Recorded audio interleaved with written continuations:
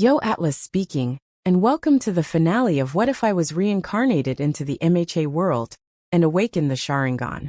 Let the tale begin. Chapter 91. Do you remember? Kaede POV, Happy New Year. I yelled with glee. Winter break has finally ended, with our second year of UA has begun. Immediately on our first day, everyone was told to change into our hero costumes to present what we had learned in our work study. Everyone was excited to present their new powers as we hurriedly changed. Wow, these new wrist guards looked awesome, Mina said excitedly to Ochako as she fiddled with it. Suddenly, something fell out of the wrist guard. Instantly, Ochako dashed towards it. However, she was not fast enough as I kicked the item high into the air and caught it in my hand. I opened my fingers and was surprised. The item was a Chibi All Might keychain with the words Netsuke etched on its chest.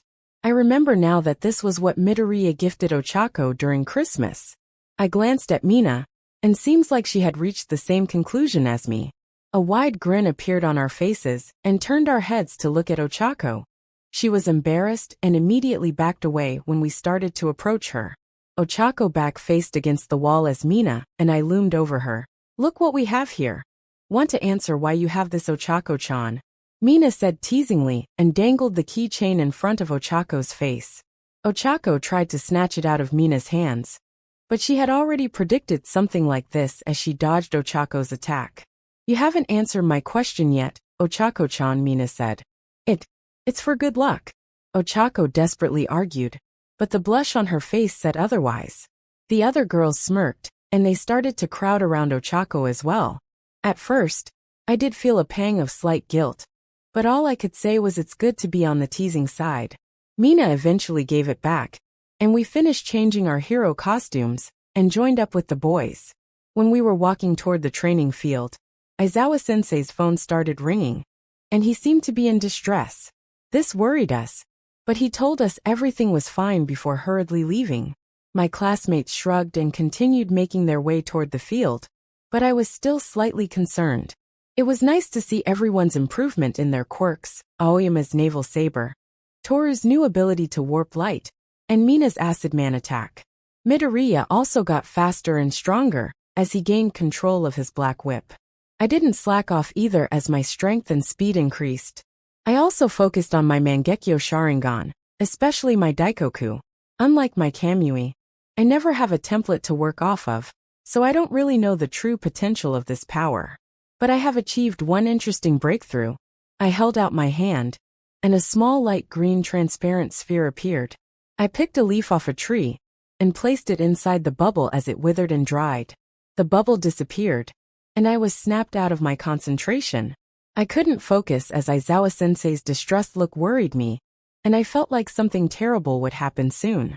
Something that may change all our lives. Third POV, this way, Red Crow. A security guard said as he guided Itachi through a set of hallways. Tartarus was the deepest security prison in Japan, locking away the vilest villains. The most infamous villain was All for One himself. But AFO wasn't the reason for Itachi's visit. It was something else that deeply disturbed him. Oboro Shirakumo. I haven't heard that name in years, Itachi thought to himself, and his mind started to wander. Flashback time. 4 people were seen in an empty classroom in UA. One looked taller and older than the other 3. Today's senpai's last day, Oboro exclaimed with shock. Idiot, did you seriously forget that Uchiha-sen was already in his 3rd year? Shota said with a tired tone. Besides, Uchiha-senpai was already this powerful, that he was considered the child prodigy of UA. Senpai was considered to be in the top 20 hero rankings, even if he's not an official hero yet. And he will probably climb higher once he becomes a full-time hero, Hizashi, present Mike, yelled. A/N. If I remember correctly, something happened to Endeavor in the story about how he already made a name for himself when he was still in UA. I can't recall the exact chapter though. Itachi didn't say anything as he watched these 3 shenanigans. It's all just luck. Senpai just got lucky, that's all. Oboro argued. Shota shook his head. No. He's already very strong, and made a name for himself during his internship. You may have survived for longer than 30 seconds in our training match, if you didn't slack off all the time. Oboro huffed, but didn't deny his friend's word. However, he immediately forgot about the argument as he recalled something. By the way, you will have a little brother or sister soon, right? I'm so envious of you. I always wanted a sibling. Hearing this, a small smile appeared on Itachi's face. Is that a smile? The emotionless hero finally showed happiness? Hizashi shouted so loudly that Oboro and Shota had to cover their ears. Itachi's smile immediately vanished, and he resumed his cold expression. The four continued to talk for a while, until it was time for Itachi to leave. Senpai, hold on. Itachi stopped as Oboro called out to him. Next time we meet, I will defeat you, Oboro exclaimed with confidence as he held out his fist. Itachi grinned wryly as he fist bumped with Oboro. There it is again, the smile, Hizashi said. Before Shota and Oboro could say anything, Itachi's body burst into a flock of crows. A year later, it was raining heavily as Itachi dashed around the city. The Hero Committee urgently requested him to help save Tasumi Ward. A villain was causing massive destruction in the city. There were heroes already fighting, but they were losing. Itachi arrived and spotted a giant salamander-like monster destroying everything in its surroundings. He was stunned that the only hero fighting was Shota, but his body was riddled with wounds. A/N. Image of villain here. The salamander monster raised its foot and stomped on Shota, but before the attack landed, Itachi pulled Shota away. His eyes widened when he saw Itachi here. Rest now. I will finish this, Itachi commanded. Shota gritted his teeth, but still obeyed Itachi's order. Itachi glared at the kaiju as his Sharingan spun rapidly. He leaped high into the air, charging toward the villain. The monster roared at him and pulled off its back's circular lumps and threw it at Itachi. The hero unsheathed his sword and slashed at the projectiles. The lumps split apart as fire, laser and explosion covered the sky, and the villain grinned. As the smoke dissipated, an orange ribcage covered Itachi's body, protecting him from the attack. Bright orange chakra covered Itachi's right arm, forming a partial form of the Susanoo, as he brought the fist down upon the monster. The monster's face caved in from the force as its amphibian-like head smashed into the ground. The villain groaned before decreasing in size and becoming unconscious. The authorities immediately arrested the villain when the fight was over, while the medical teams brought the injured to the hospitals. Many people were wounded in the battle, but thankfully Itachi was there, as he saved the people trapped under the rubble and healed them with his medical jutsu. Itachi then looked into the distance and saw Shota and Hayashi overlooking a pile of debris with grim expressions. Itachi walked over to them and froze as well. The body of Oboro could be seen being attended by two doctors. The doctors looked up at Shota and Hizashi and shook their heads. Hizashi and Shota clenched their fists. Oboro's dead. Next time we meet, I will defeat you. The last thing Oboro said to him rang in Itachi's head.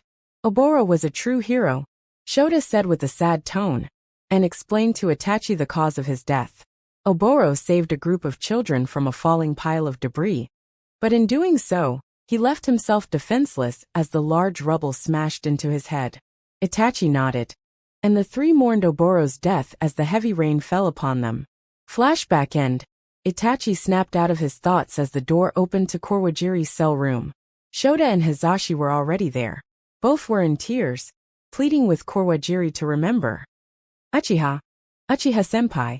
Shota and Hizashi muttered as they wiped away the tears, and Itachi patted their backs.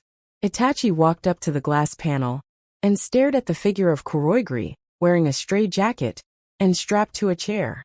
He looked very agitated. Shota and Hizashi's pleading must have triggered something in his head. Itachi placed his hand against the glass. What was the ranked 1 hero doing here? Kawajiri asked mockingly, but he couldn't hide the agitation from his voice. Oboro, Itachi muttered as Kawajiri flinched at the name.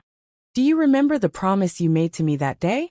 The next time we meet, you will be a better hero than me.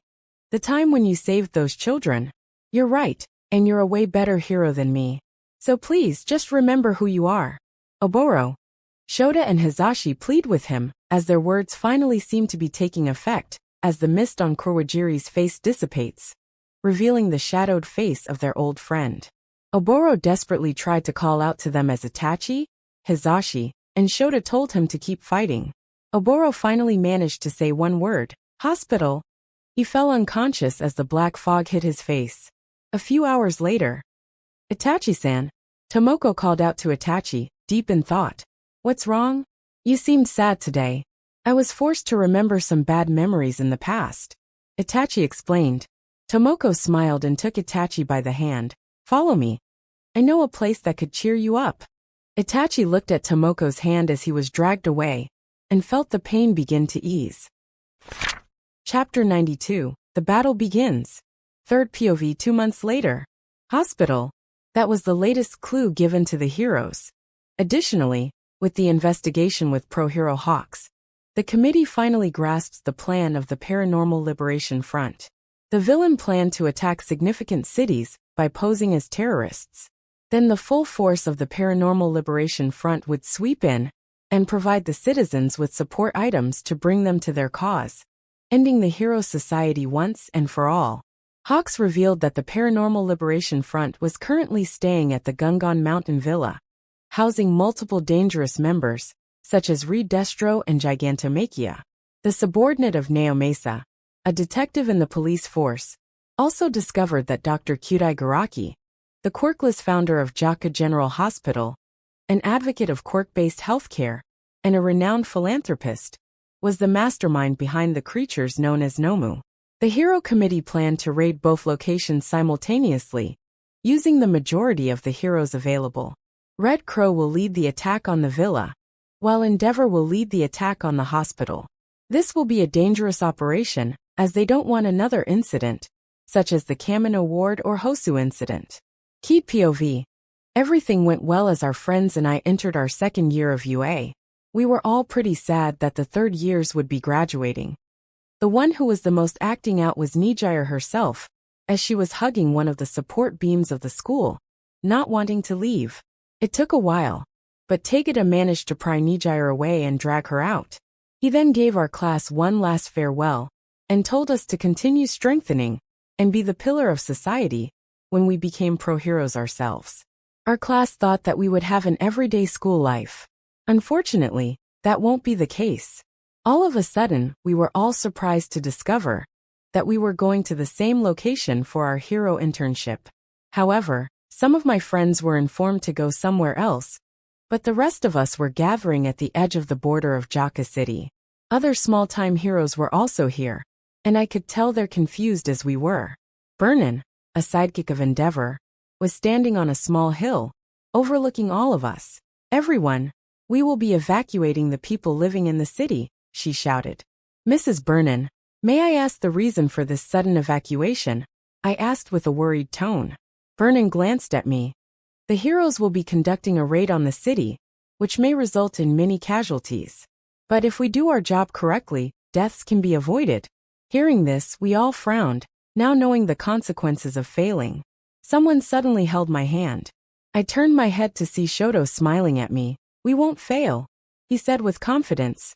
I smiled back as his words reassured me that everything would be okay. "Thanks," I muttered gratefully. Shoto smiled as Burnin announced the evacuation would start now, as we dashed into the city. 30 minutes later. "Everyone, please go this way," I yelled to the group of citizens evacuating the city. They were all confused and worried about the sudden evacuation. Thankfully, we efficiently calmed them down as the evacuation process was smooth. However, that's what I wish really happens. Suddenly, the ground rumbled and quaked, and we all lose our footing to the massive earthquakes and fell to our knees. I heard the sound of screaming all around me, and I activated my Sharingan to get a clearer view. My legs shook, and my face turned pale. "What's wrong?" Ida asked with concern. The city was slowly decaying away," I muttered in disbelief. My friends were also in shock, and the decay started to travel toward us quickly, destroying everything in its path. Anything that touches the ground withered into pure nothingness, and Shoto tried to stop the decay with his ice, but it barely worked. "Everyone retreat," Burnin shouted. We all immediately start to run as fast as we can. I summoned my Susanoo and started carrying as many civilians as possible. All my friends were doing something similar, and we bolted to the evacuation zone. Third POV. Burnin desperately tried to contact the heroes that were raiding the Jaka hospital. Endeavor responded through the radio, telling the hero that he was currently engaging in a fierce battle with Tamura. Endeavor then asked about One for All, which Tamura kept splurting out during the fight. Izuku and Katsuki overheard the mention of One for All, and the young boy's stomach started to churn from the nervousness. As Burnin listened to Endeavor, her expression turned for the worst. Tamura was coming this way. She yelled in panic. All the students paled, and Izuku clenched his teeth. He must be coming for me, Izuku thought. Izuku nodded at Katsuki, who in return clicked his teeth. The green-haired hero then contacted Endeavor, telling him that he would lead Tamura away. Before Endeavor could say anything, Izuku cut off the radio communication, and without warning, the two dash off, separating from the group. At the Gunga Mountain Villa, "What's the situation?" Itachi asked as he held the slumped figure of Redestro. Things were going as expected. However, we still can't find Gigantomachia, Shursui answered. Itachi frowned and suddenly, a significant earthquake caught the heroes off guard. What?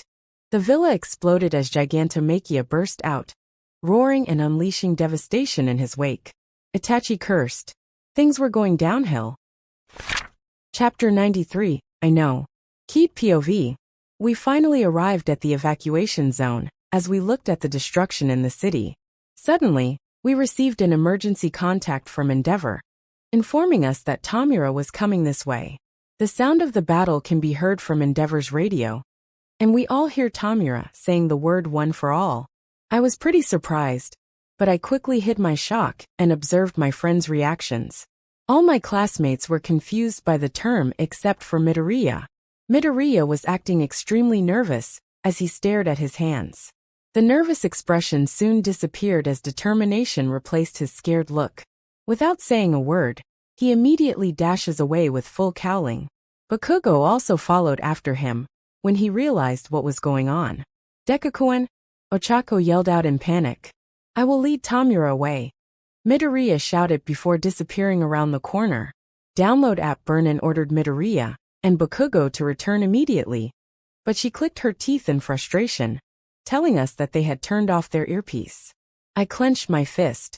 From the sounds of Endeavor's battle through the radio, it was evident that Tamura was much stronger than before. Midoriya and Bakugo won't be able to beat him, and if Tamura gets his hands on One for All, he will be stronger than ever. I sighed and decided on my next actions. Burnin-san, I will go after Midoriya-kun and Bakugo-kun. I will go as well, Shoto said, and I nodded. Wait. Burnin yelled as Shoto jumped onto Susanu's shoulder, and before she could stop us, I jumped into the air and extended my wings as we flew after our friends. On our way, I heard Endeavor's voice through my earpiece. Keyed Shoto, both of you need to get back to the evacuation site, he urged. Sorry, Mr. Todoroki. I don't have time to explain. But if Midoriya-kun got captured, it would be all over for us. I responded and soared through the ruined city. Endeavor sighed. Very well. I will try to cover for you two while you bring the two back. Stay safe. Shoto and I smiled and I increased my speed. During the flight, I paid closer attention to the ruins. The decay was still expanding. The speeds of the decay were faster as we went deeper into the city. Shoto and I eventually located Midoriya and Bakugo, but Tamura was there too. Third POV, give me One for All, Tamura demanded. The villain finally caught up with Izuku and Katsuki as he appeared in front of the two students in the air and held out his hand. Izuku and Katsuki suddenly froze as they received hallucinations of their death, as Tamura exerted his killing intent on them. Suddenly, a lightning bolt appeared out of nowhere, striking Tamura. Keed and Shoto arrived as she grabbed Katsuki and Izuku with her Susanoo. Shoto encased Tamura with ice as the lightning ended, and Keed kicked the villain in the chest. Tamura was sent crashing into a distant building as Keed quickly flew away. Keed and Shoto pass Endeavor and multiple other heroes as they tell the students that they will keep Tamura busy. Suddenly, dozens of Noma burst out of a nearby apartment and climbed onto the Susanoo. Keed was caught off guard as she tried to shake them off. One of the Noma vomited some sticky mucus onto Susanoo's back. The strange liquid immediately hardened as Kaede lost the ability to fly. The Susanoo crashed into an empty parking lot, destroying half of the building. Kaede tried to flap her wings, however. It was completely frozen. Thankfully, no one has hurt as Kaede shielded everyone from the collision. Immediately, the Nomu crawled through the gaping hole made by the Susanoo and surrounded the heroes. Kaede POV. The monster snarled at us as we glared at each other warily. I glanced at my friends and they nodded. No words were needed, as we instantly sprang into action. Bakugo and Midoriya jumped off of the Susanoo, as Shoto remained by my side as support. The frozen mucus restricted my agility, and the Susanoo's movements became clanky and rigid like a rusted robot. The 12 Nomu roared as they rushed towards us without fear. Each Noma looked differently, and they don't have the same vibe as those high-ends I fought in the past. However, I could tell that all of them were made to unleash as much damage on a human as possible. I cast dozens of lightning arrows as the projectiles hit the Noma's knees, slowing them down. One of the Nomu pounced with its sharp claws, and I caught it in Susanoo's grasp. I clenched my fist as the Noma was crushed. I threw the corpse away and continued the battle. 2 high-ends ran toward my direction. Shoto stopped one's movement with his fire, as I focused on the second Nomu. The creature's arm turned into blades as it swung its arm. The edge dug into Susanoo's wrist, and the Nomu latched on like a parasite. I smashed my arm against the cement wall, and the Nomu was flattened like a used-up toothpaste. Shoto extinguished the flame wall, and the Nomu he was holding off rushed towards me, but it was immediately met with my chakra spear.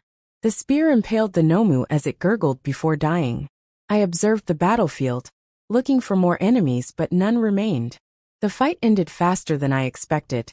There were the other bodies of the Nomu, some with its body caved in from Midoriya's strength, charred by Bakugo's explosion, and pierced with Shoto's ice.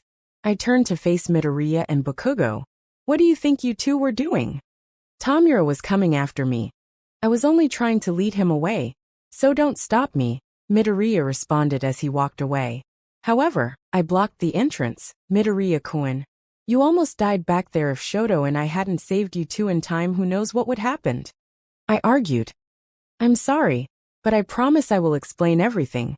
So let us go, Midoriya answered with determination in his eyes. Bakugo and Midoriya moved past me, ready to leave the parking lot. I sighed loudly and pinched the bridge of my nose. I know about One for All. Midoriya and Bakugo froze as they stared at me with shock. What? Chapter 94 Tamura. Kaede POV. Midoriya and Bakugo froze and stared at me with shock. What? What are you talking about? Midoriya tried to play dumb and feign ignorance. I exited my Susanoo and approached Midoriya. One for All. The quirk that all might pass down to Midoriya-kun, right? I said. And Midoriya flinched while Bakugo gritted his teeth. Shoto, beside me, was surprised by this turn of events, and he observed Midoriya with a strange expression. Under the gaze of Shoto and I, he sighed before nodding. How do you know? There was a calm expression on my face, but inside, I was in a full-blown panic. I didn't think this through, and I desperately tried to think up a reasonable response. Calm down, Kaede. If all else fails, use the strongest skill in Naruto, the Talk no Jutsu. I cleared my throat and started to explain my reasonable conclusion on how I know about One for All. I told Midoriya that when we first met, All might be training him, which was already suspicious enough as the #1 hero had the time to train a random boy personally. I then talked about how the news people announced that Midoriya was quirkless during the sludge villain attack. Even if Midoriya was hiding his quirk, knowing his personality, he would have used it to save Bakugo. Lastly, I said that Midoriya, at the start of UA, had abysmal control of his quirk, and it can be seen that All Might have been showing slight favoritism towards Midoriya. As time progressed, Midoriya seemed to be getting stronger and stronger, while All Might was getting weaker, further strengthening my theory. But after all, it's only a suspicion.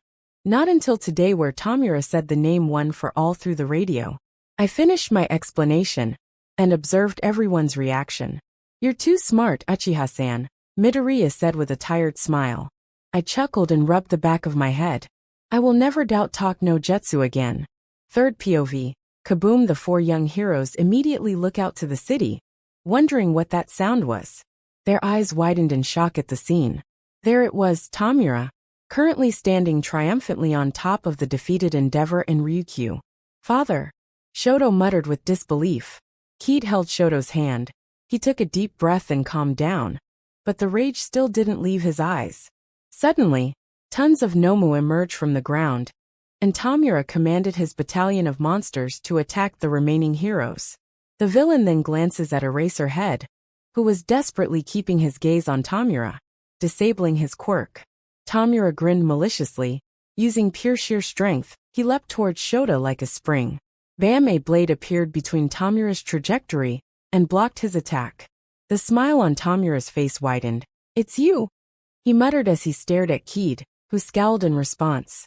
Shoto, Izuku and Katsuki were astounded by Kaede's speed and reaction time.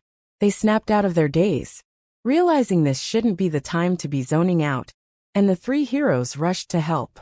Kaede used her Kamui and Lightning Chakra mode to fight back and protect her teacher. Tamura's new strength surprised her, as she built up chakra in her arms to push him back. "Your power. I want it," Tamura said with greed-filled eyes. Tamura jumped away as the spot he was standing exploded into a giant iceberg. Shoto, Izuku and Katsuki landed beside Shota, who still couldn't recover from the shock of his student's arrival. "Get out of here!" he shouted. "Sensei, losing you right now will be the worst-case scenario," Kaede explained. "We have to protect Aizawa-sensei at all cost." Her friends nodded, and Tamura pounced at them, but Kaede was ready to intercept him. Fists strike against the blade as Tamura and Kaede trade blows with unfathomable speeds. The villain was almost as strong as All Might. Thankfully, Tamura's movements could be tracked with Sharingan, and Kaede reacted accordingly. Blood ran down Kaede's forehead as Tamura struck the air next to her. The force was strong enough to create a wound.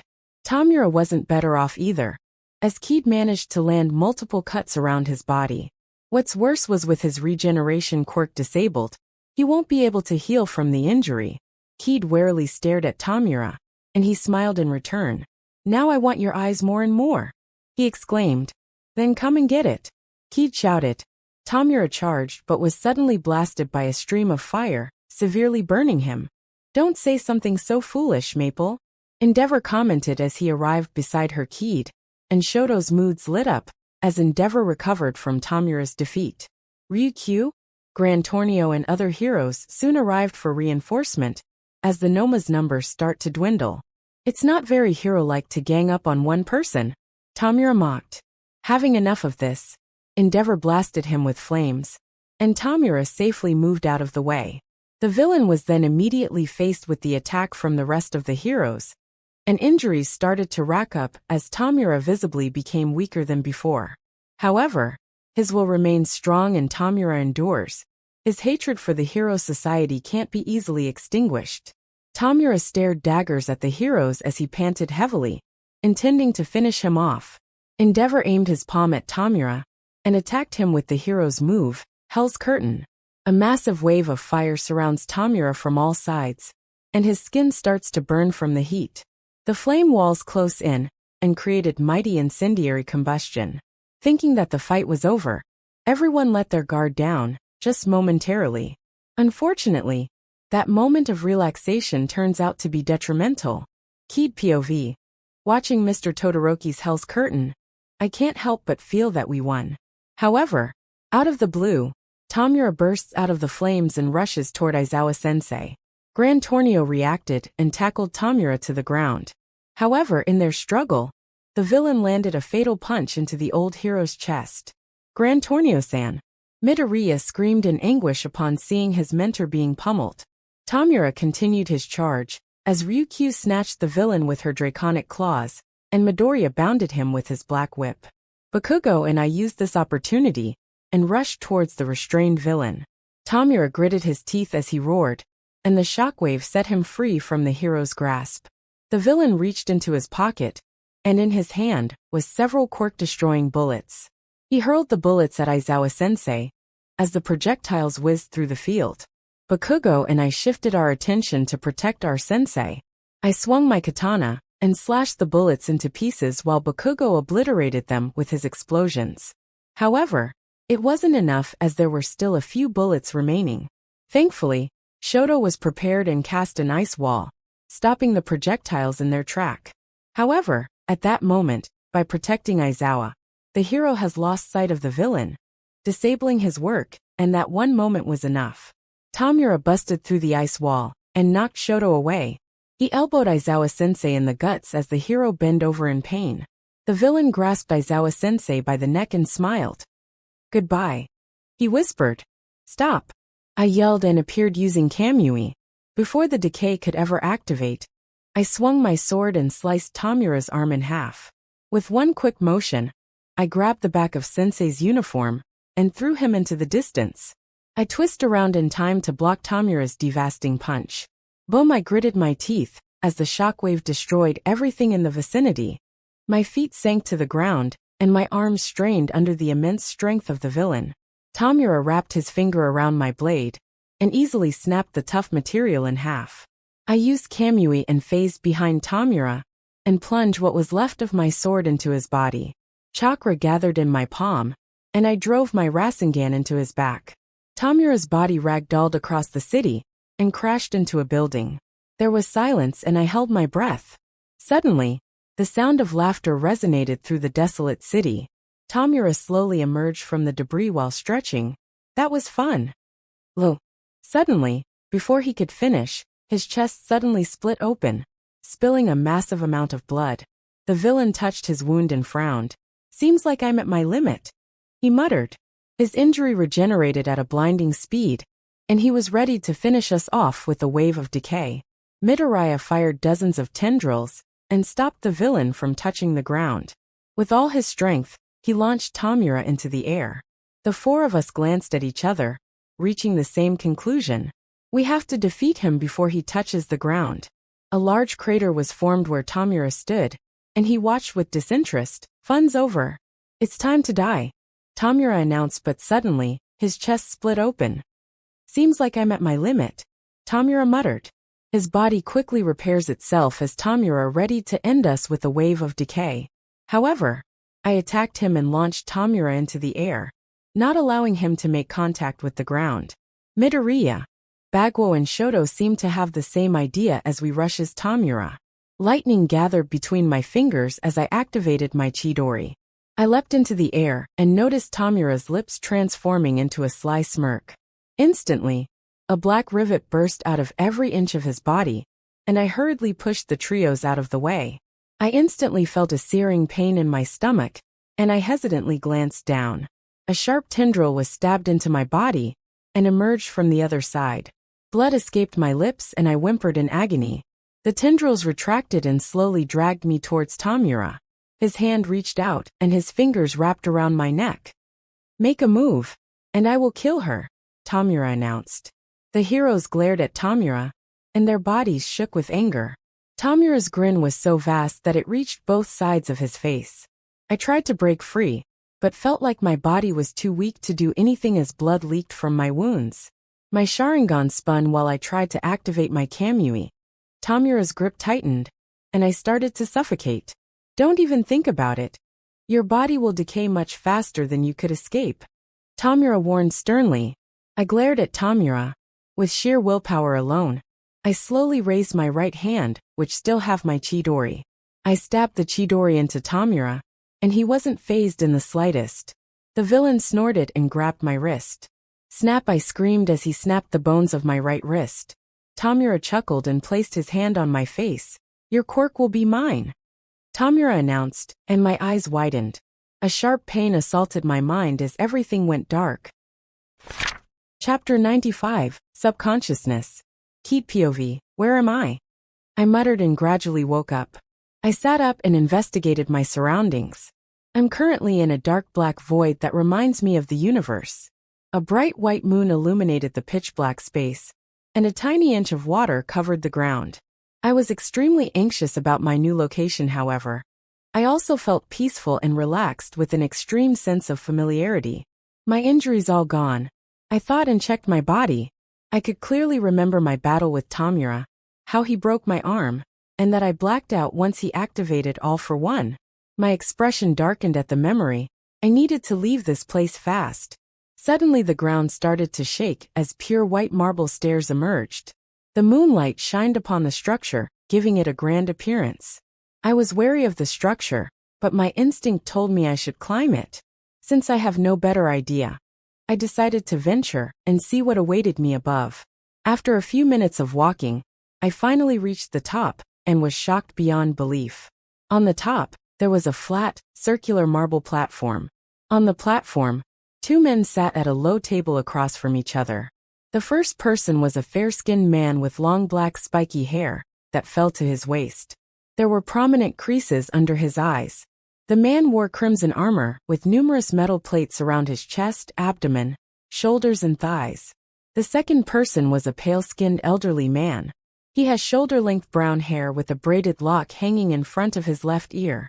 A pair of horns protruded from his forehead, and the man wore a white kimono with a pattern of 6 black magatamas. The two were in an intense game of shogi, not minding my dumbfounded expression. Madara and Hagoromo, I unintentionally voiced out. Oh, you know our names. Hagoromo glanced at me with a hint of surprise. Before I could respond, Madara interrupted me. Come on, your move, old man.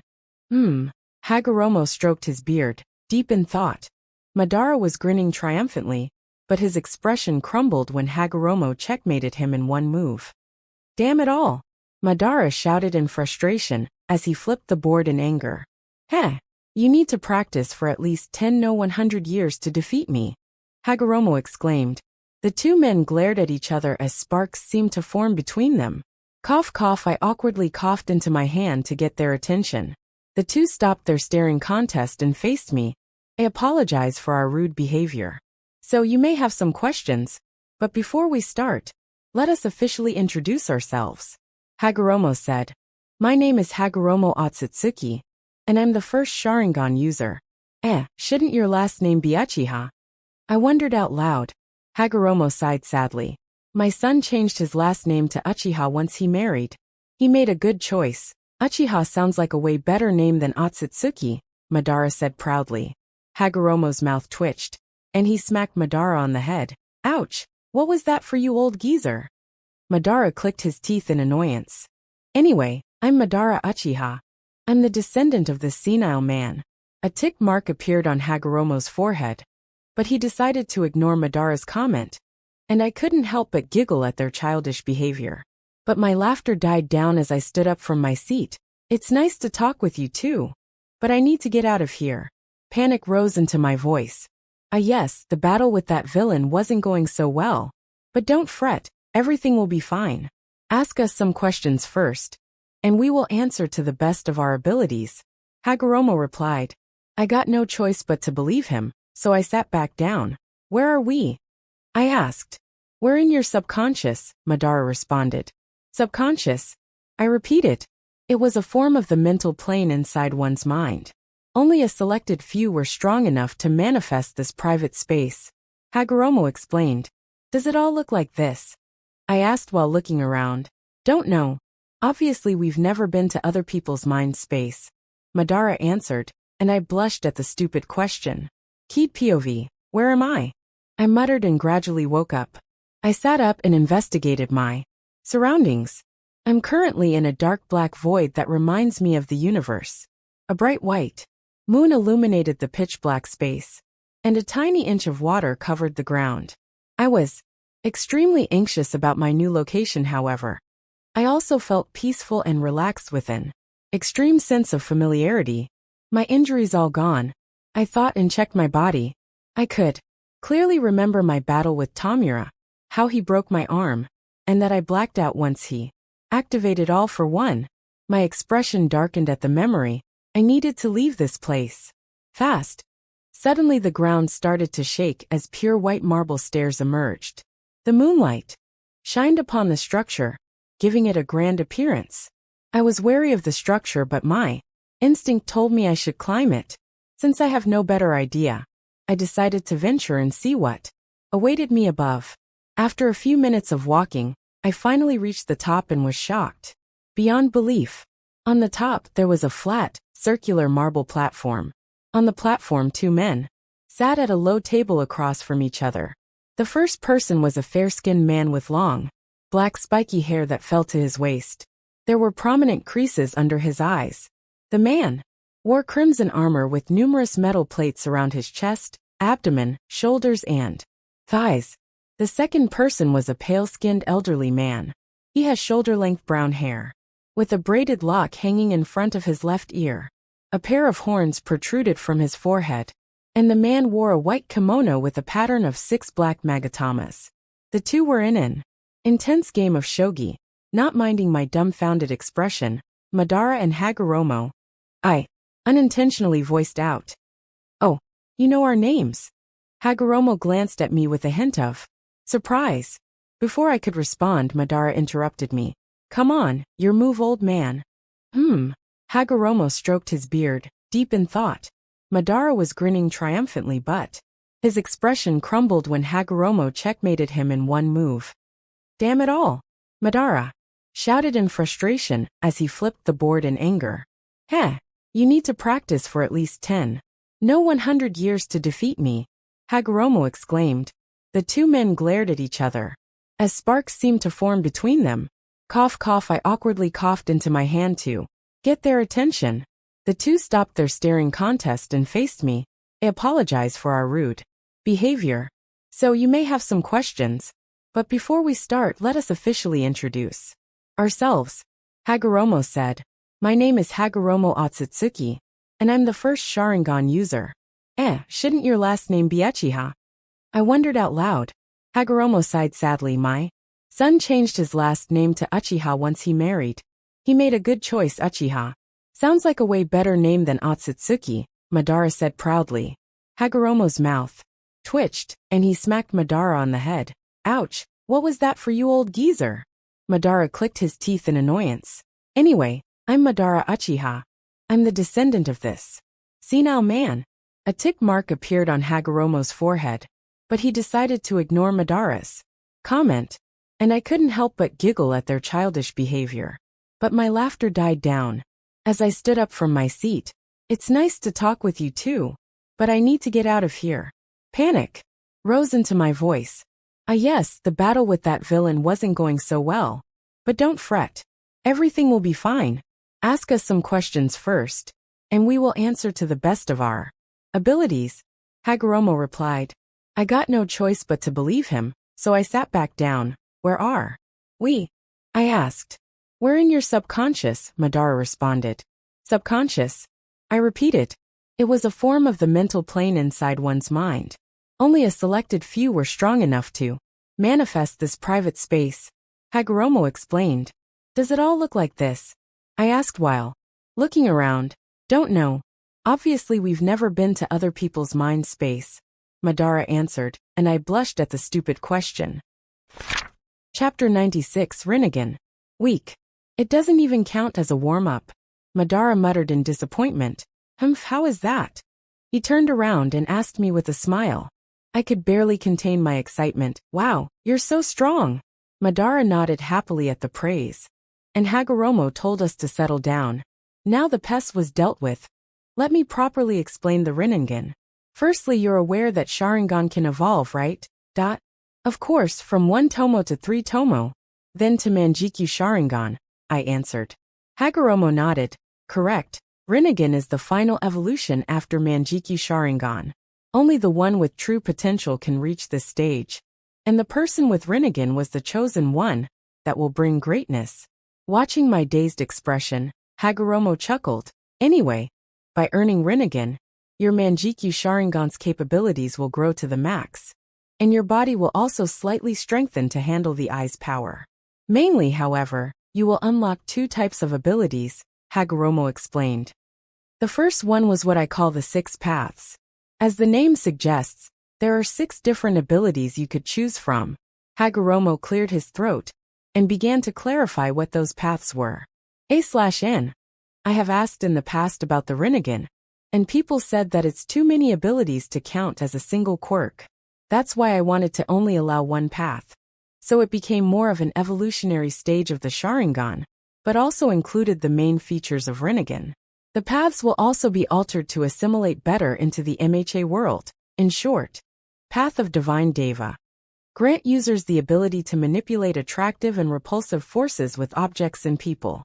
Path of the Angels, Azura. Grants users the ability to augment their own bodies, giving them powerful physical capabilities, and turning them into superhumans. Path of the Human, Manusia. The power of the mind, ability to perceive what the targets were thinking, predict their every move, and ability to manipulate their minds that could cause devastating mental damage. Path of the Beasts, Tyriag. The ability to fully bond with an animal. The path allows users to gain the power of that animal, gaining their traits, characteristics, and features. Path of the Spirits, Preta. Grants users the ability to absorb attacks in any form to protect themselves. Path of the Demons, Naraka. The path that could restore any item or people to their previous state, fixing any impurity, damage, and injury that was dealt with. As Hagoromo explained each path, my mind was in overdrive, profoundly thinking about all the options. Will I be able to choose the path I want to pursue? I asked to make sure. Hagoromo nodded. All the abilities are strong, depending on what you do with them. Which paths did you two choose? Madara and Hagoromo smiled. Madara said that he picked the Azura path, as all he wanted was strength, while Hagoromo picked Preta path, as he thinks that defense is the best offense. I see. I muttered. What's the second power? Rinnegan can also create objects made of dark, unknown material. The objects could take simple forms. And as the Rinnegan grows stronger, the things you could make also became more intricate and complex. Hagoromo said, and summoned the same black staff that he used to fight the snake. I touched the staff and could tell that the material was solid and durable. Interesting. These were basically chakra rods but without the chakra part. But what's most useful about this was that we could transmit our path's power into these tools, Hagoromo explained with pride. So basically like a chakra rod, huh?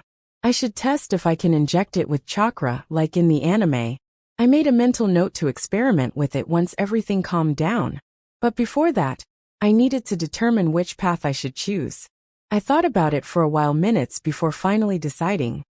Okay, I have decided, I said with determination.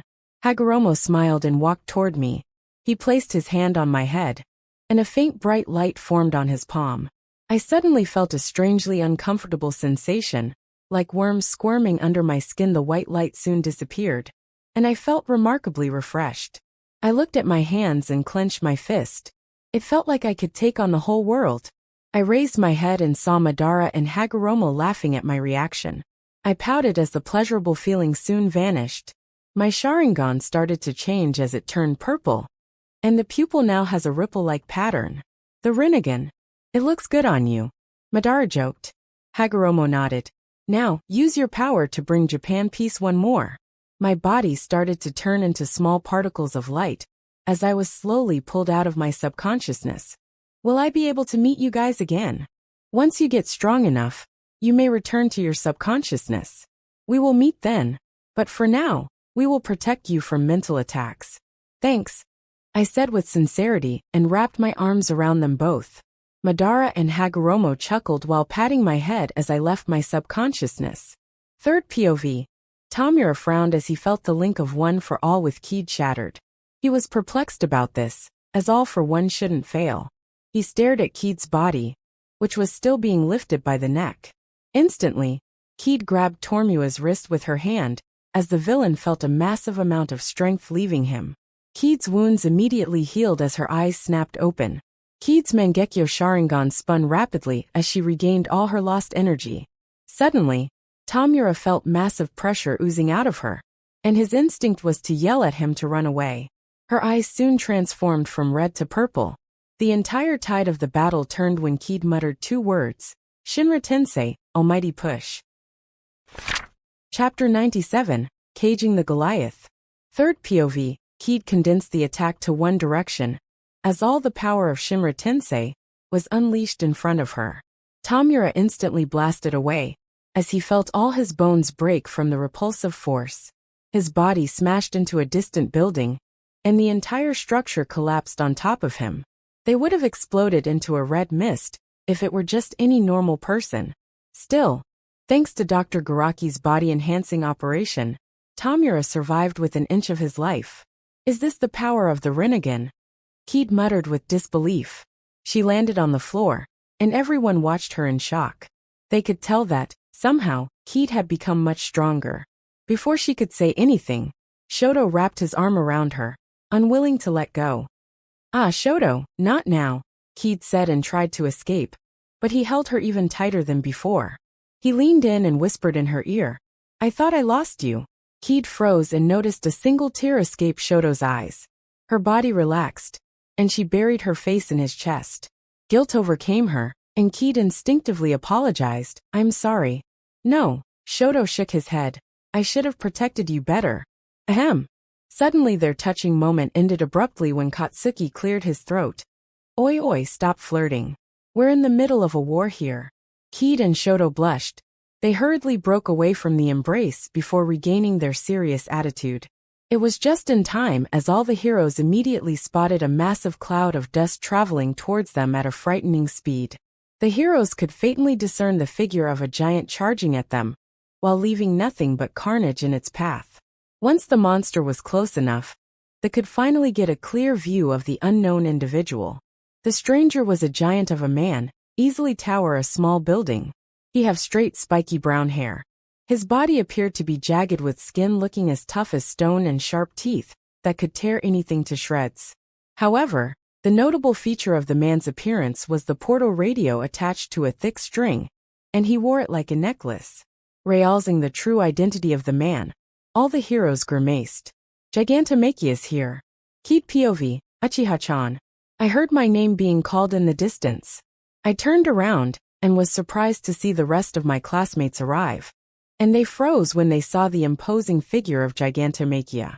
Gigantomachia sniffed the air before snarling and swiping at a pile of debris, revealing the broken body of Tamura, barely breathing. 3 figures jumped down from Gigantomachia's back and landed beside Tamura. I clearly remember them, Mr. Compress, Spinner, and Kagutsu. Tamura muttered something, and Gigantomachia turned his head to face us, specifically at me. The villain roared angrily and dragged his body towards me. Suddenly an orange giant dived down from the sky and performed a dropkick onto Gigantomachia's face. The giant face planted to the ground and stopped his charge. Oniai-chan, I yelled with relief as Itachi Oniai-chan appeared, and his Susanoo grasped Gigantomachia by the throat and punched the villain in the face continuously. A slim man dressed in jeans and a denim waistcoat stood on Susanoo's shoulder as he leaped off. Fiber wire shot out of his sleeves and tied up all the villains with his elegant control on the tough strings. You should be dead. Kagutsu muttered with disbelief, and Best Jeanist smirked in response. Gigantomachia broke free of the restraint with pure physical strength, and the monster charged with unrelenting force. Itachi Oniai-chan stopped him and drove Gigantomachia back. Itachi Oniai-chan gritted his teeth as Gigantomachia was simply too strong, and the Susanoo was losing ground. I got on top of the Susanoo and stared at Gigantomachia with my Rinnegan. Shinra Tensei! I exclaimed, and Gigantomachia was sent stumbling back. I winced as my eyes started to bleed, but ignored the discomfort and wiped the blood off my face. The heroes took this chance to strike Gigantomachia with all their power. The villain roared in pain as he attacked by swinging his massive arms in every direction. Itachi Oniai-chan wrestled with the giant but loud howl. Gigantomachia managed to repel us all. I was knocked off the Susanoo's shoulder, and I fell to the ground. From the corner of my vision, I spotted the rest of the villains escaping from Best Jeanist's threats. Mr. Compress ran towards Tamura and placed a dismembered hand on his face. Suddenly, I felt an entire shift in Tamura's demeanor as he slowly pulled himself off the ground. He reached out his hand, and 10 to dozens of flying Nomu appeared around the building. They latched onto the villains and one by one, carrying them away. I immediately realized their plans and hurriedly stood up. I glanced around and noticed Midoriya reaching the same conclusion. We nodded at each other and made haste. I teleported to the middle of the group with Kamui and sliced the wings of the nearby Nomu with a small knife I kept in my dimension space. Third POV. Kaede condensed the attack to one direction as all the power of Shinra Tensei was unleashed in front of her. Tamura instantly blasted away, as he felt all his bones break from the repulsive force. His body smashed into a distant building, and the entire structure collapsed on top of him. They would have exploded into a red mist if it were just any normal person. Still, thanks to Dr. Garaki's body-enhancing operation, Tamura survived with an inch of his life. Is this the power of the Rinnegan? Kaede muttered with disbelief. She landed on the floor, and everyone watched her in shock. They could tell that somehow Kaede had become much stronger. Before she could say anything, Shoto wrapped his arm around her, unwilling to let go. Ah, Shoto, not now, Kaede said and tried to escape, but he held her even tighter than before. He leaned in and whispered in her ear, I thought I lost you. Kaede froze and noticed a single tear escape Shoto's eyes. Her body relaxed, and she buried her face in his chest. Guilt overcame her, and Kaede instinctively apologized. I'm sorry. No, Shoto shook his head. I should have protected you better. Ahem. Suddenly their touching moment ended abruptly when Katsuki cleared his throat. Oi, stop flirting. We're in the middle of a war here. Kaede and Shoto blushed.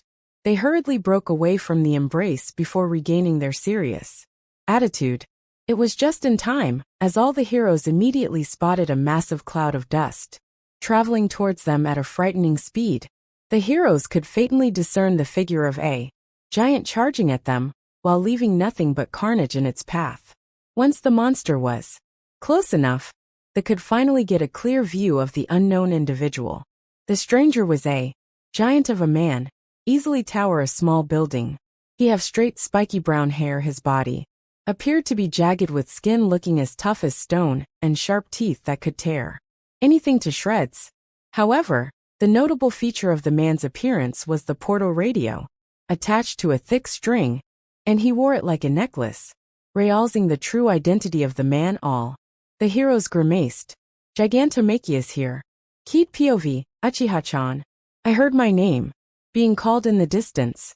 I turned around and was surprised to see the rest of my classmates arrive, and they froze when they saw the imposing figure of Gigantomachia. Gigantomachia sniffed the air before snarling and swiping at a pile of debris, revealing the broken body of Tamura, barely breathing. 3 figures jumped down from Gigantomachia's back and landed beside Tamura. I clearly remember them, Mr. Compress, Spinner and Kagutsu. Tamura muttered something, and Gigantomachia turned his head to face us, specifically at me. The villain roared angrily and dragged his body towards me. Suddenly an orange giant dived down from the sky and performed a dropkick onto Gigantomachia's face. The giant face planted to the ground and stopped his charge. Oniai-chan! I yelled with relief as Itachi Oniai-chan appeared, and his Susanoo grasped Gigantomachia by the throat and punched the villain in the face continuously. A slim man dressed in jeans and a denim waistcoat stood on Susanoo's shoulder as he leaped off. Fiber wire shot out of his sleeves and tied up all the villains with his elegant control on the tough strings. You should be dead. Kagutsu muttered with disbelief, and Best Jeanist smirked in response. Gigantomachia broke free of the restraint with pure physical strength, and the monster charged with unrelenting force. Itachi Oniai-chan stopped him and drove Gigantomachia back. Itachi Oniai-chan gritted his teeth as Gigantomachia was simply too strong, and the Susanoo was losing ground. I got on top of the Susanoo and stared at Gigantomachia with my Rinnegan. Shinra Tensei! I exclaimed, and Gigantomachia was sent stumbling back. I winced as my eyes started to bleed, but ignored the discomfort and wiped the blood off my face. The heroes took this chance to strike Gigantomachia with all their power. The villain roared in pain as he attacked by swinging his massive arms in every direction. Itachi Oniai-chan wrestled with the giant but loud howl. Gigantomachia managed to repel us all. I was knocked off the Susanoo's shoulder, and I fell to the ground. From the corner of my vision, I spotted the rest of the villains escaping from Best Jeanist's threads. Mr. Compress ran towards Tamura and placed a dismembered hand on his face. Suddenly, I felt an entire shift in Tamura's demeanor as he slowly pulled himself off the ground. He reached out his hand, and 10 to dozens of flying Nomu appeared around the building. They latched onto the villains and one by one, carrying them away. I immediately realized their plans and hurriedly stood up. I glanced around and noticed Midoriya reaching the same conclusion. We nodded at each other and made haste. I teleported to the middle of the group with Kamui and sliced the wings of the nearby Nomu with a small knife I kept in my dimension space. Chapter 98. The Power of Us. Third POV. The gruesome battle has finally ended. Kaede's Chibaku Tensei sealed Gigantomachia, while the rest of the Nomu were dealt with. The heroes won, but at what cost? The entirety of Jaka City was obliterated, leaving many people homeless. Other cities weren't left unscathed either, when Gigantomachia destroyed everything in its path on its way to Jakku. Nothing could stop him from getting to Tamura. News also revealed that after Tamura escaped, the League of Villains invaded Tartarus, which everyone thought was an inescapable prison. Tamura successfully set free many dangerous criminals, including AFO himself. It didn't end there, as the other max security prisons were attacked, spreading villains all around Japan. The public criticized the heroes for not defeating Gigantomachia before it was too late. Many pro-heroes resigned, and they couldn't bear the pressure. Itachi, Endeavor, and Hawks held a press conference to ease the crowd, explaining that UA would protect the citizens in need by using the campuses as emergency shelters. Unfortunately, that didn't calm them down, and people decided to put the matter into their own hands and tried to fight the villains with support tools. However, this just led to more unnecessary casualties. Their trust in the pillars of society was shaken as the true meaning of a hero were put to the test. Kaede POV. Using Chibaku Tensei has sapped my strength, and I was asleep for 2 days. When I woke up, I was immediately confronted by my family, who were very concerned. Itachi Oniai-chan wanted to know what move I used to seal Gigantomachia. They were stunned when I showed them my Rinnegan, knowing there was a further evolution of the Manjikyu Sharingan. Speaking of Manjikyu Sharingan, I felt that my eye's power has increased tremendously. As Hagoromo said, this was because of the influence of Rinnegan, and I could tell that there won't be barely any backlash now as I utilize Manjikyu. However, one thing I noticed was that I couldn't use Rinnegan and Manjikyu Sharingan at the same time, which was something I need to adapt to. I asked Itachi Oniai-chan what happened during my sleep, and was devastated to know that everything had turned to the worst. Many pro-heroes quit as they couldn't handle the backlash from the public. Will this be the end of the hero society? No, I won't allow that to happen. I was determined to make things right. Shoto and I are currently looking for Midoriya, per Gran Tornio's request. Thankfully, Gran Tornio lived through his injuries with the help of my healing, while I also fueled him with strength, using my Daikoku. After the fight, Midoriya was in a coma for 3 days, but he immediately left when he gained consciousness. Hey Shoto, are we good heroes? I asked as we walked down the hospital hallway in search of Midoriya. What do you mean? Shoto replied, all confused. In the end, no matter what we did, the villains still managed to succeed. Now Japan is in chaos. I muttered sadly. Shoto smiled and patted my head. We have tried our best, don't worry. There's still time to fix this. Let's save our home one step at a time. I chuckled and nodded. We eventually found Midoriya on the rooftop of the central hospital. He was overlooking the city with a gloomy face, and wasn't aware that Shoto and I were behind him. Midoriya-kun. I called his name, and he turned to face us with a solemn expression. Gran Tornio-sen wanted to give you this, I said and handed him the old hero's yellow cape. Midoriya took the small cape, and gently rubbed it between his fingertips. He smiled sadly and wrapped the cloth around his neck. How is he? Gran Tornio-san's condition was stable, but he needs rest, I explained. Midoriya nodded and clenched his fist. There was silence as he took a deep breath. I will be leaving. Leaving? Shoto repeated. All of this happened because of my quirk, so I will fix this by myself. Please don't come after me. I don't want you to get hurt, Midoriya said and barged past us. I grasped his shoulder, and he stopped. Tell me you're joking. I muttered with a frown. I don't want to trouble all of you, he answered while smiling wryly. Third POV. The atmosphere was tense as Kaede and Shoto looked at Midoriya with disbelief. We're a class. You don't have to do this alone, Kaede uttered. Izuku shook his head, shrugged Kaede off, and walked to the roof exit. But Kaede and Shoto blocked his path. What are you doing? Izuku asked with slight agitation in his voice. We won't let you leave, Kaede declared. Shoto nodded, and he covered the exit stairs with ice. Izuku frowned, and a greenish aura covered his body as One for All activated. Before he could do anything, Kaede appeared in front of him. A black portal manifested from her right eye, and she pulled Izuku into the portal. Izuku's danger sense was blaring, and the past users of OFA in his head were warning him. He was in a place composed of an innumerable amount of randomly arranged and differently sized rectangular prisms amongst a dark and seemingly endless void. His expression darkened when he spotted Kaede and Shoto standing on one of the tall platforms. Where did you take me? Izuku questioned as his eyes darted around. This is my Kamui space, a separate dimension under my control. And you won't be able to leave unless I say so. Why are you doing this? Izuku shouted. This is for your good, Midoriya-kun. What do you think the others would feel? Kaede yelled back. Kaede whispers something into Shoto's ear. He seemed hesitant, but agreed as she created a shadow clone and brought Shoto out of the dimension. I don't want to fight you, Kaede pleaded. Let us help. Izuku gritted his teeth as he went to full cowling 45%. He leapt at Kaede and dozens of black whips shoot out of his wrist. Kaede unsheathed her katana and slashed all the tendrils into pieces. During his coma, Izuku earned the support of One for All's previous users and gained their powers. The tiles started to shift as if they got their own will and launched themselves at Izuku. He dodged the moving pillars and generated a thick smoke cloud from his palm to obscure Kaede's vision. However, his danger sense triggered as Kaede located him with ease.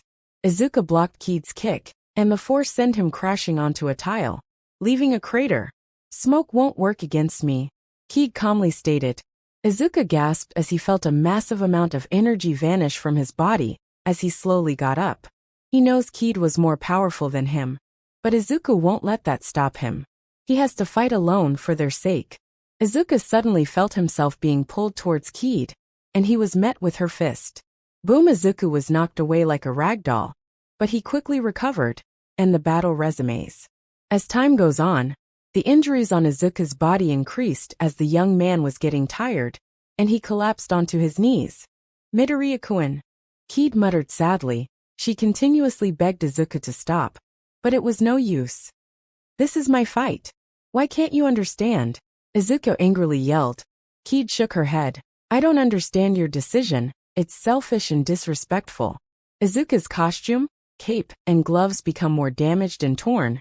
His respirator appears to have chipped edges, and his iron saws become crooked like talons.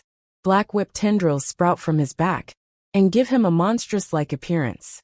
A/N. Damaged Midoriya costume looked awesome. Prove me wrong. Let me go. Izuku roared. No. Kaede shouted. Why? Because you're my friend, she screamed. Izuku leapt towards Kaede and readied his fist. Seeing this, Kaede also jumped high into the air, and a large chakra sphere gathered in her palm. Detroit Smash. Rasengan. Please stop. A voice echoed throughout the dimension. Kaede and Izuku tilt their body to the side, barely missing each other. Kaede's Rasengan smashed into one of the stone tiles, completely obliterating it, while Izuku did the same.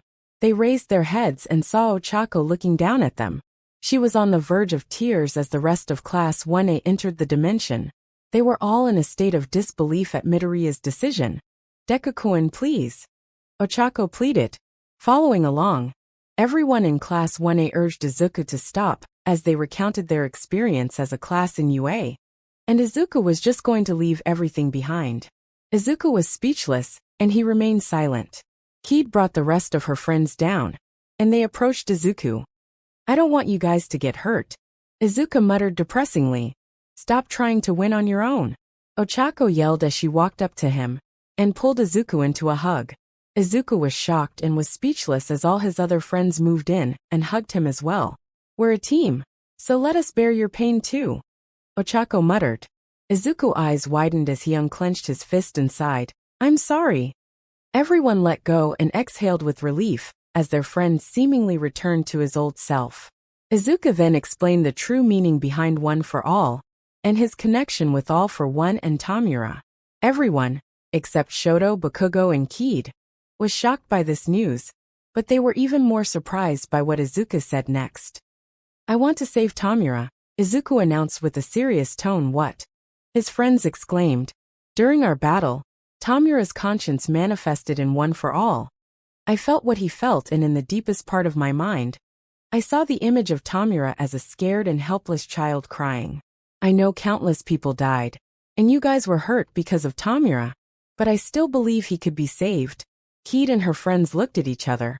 "Are you sure? Tamura may already be too far gone at this point," she reasoned. Kaede also wanted to save everyone and be the perfect hero. However, unlike Izuku, she's not naive enough to believe that some people could change into a new light. Sometimes the best way to save someone was to end them. However, a small part of her thought that maybe she just chose the easiest method and not actually tried it. "I have already accepted that Tamura may have to be killed. However, I still want to try," Izuku explained. There was a pause as Kaede pinched the bridge of her nose. "That's so like you, Midoriya-kun," Kaede sighed. "We will support your decision. After all, that's what friends are for, right?" Kaede glanced at her classmates, who nodded in agreement.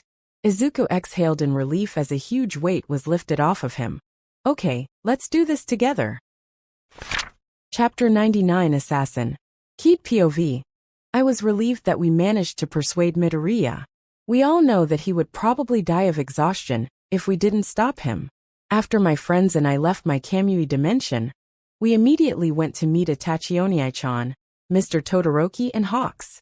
We expressed our wish to help, and Midoriya explained his One for All to them. They were also just as shocked as my friends, and it was pretty amusing to watch their reactions. The pro-heroes seemed reluctant at first, but they eventually give in. A few days later, third POV, in a ruined city in Japan, a massive villain with blonde hair and wearing a red tank top was causing immense destruction while battling with some young heroes. "My name is Muscular. My face will be the last thing you see." The villain laughed sadistically, and just as he was going to finish them off, a small figure caught the fallen heroes and brought them away from danger. Seeing this, Muscular was pissed off at the person who interrupted him from murdering his prey. He glared at the perpetrator, but his eyes widened and Muscular realized their identity. "So it's you," he called out to the girl that defeated him months ago. Kaede POV. All of us were working extremely hard. Many villains were running loose, and Hawks reported to us all their locations through his comms. But thankfully, it was easy to take care of them all, with our ultimate teamwork. Suddenly, we received a message that there was a pretty dangerous villain causing havoc in the city near us, and I decided to go there alone since I could reach there the fastest with Kamui. When I arrived, I spotted the massive villain pummeling some students I recognized back at the Provisional Hero License exam. I immediately went into action and saved them from harm. "So it's you," I heard the villain mutter. However, I tilted my head in confusion. "Have we met before?" That person seemed too familiar, but I couldn't remember. A vein popped in his head as my words seemed to strike a nerve. "Do you really forget?" I'm really sorry." I apologized and laughed embarrassingly. His body was covered in a large amount of muscle fiber, and he wore it like armor.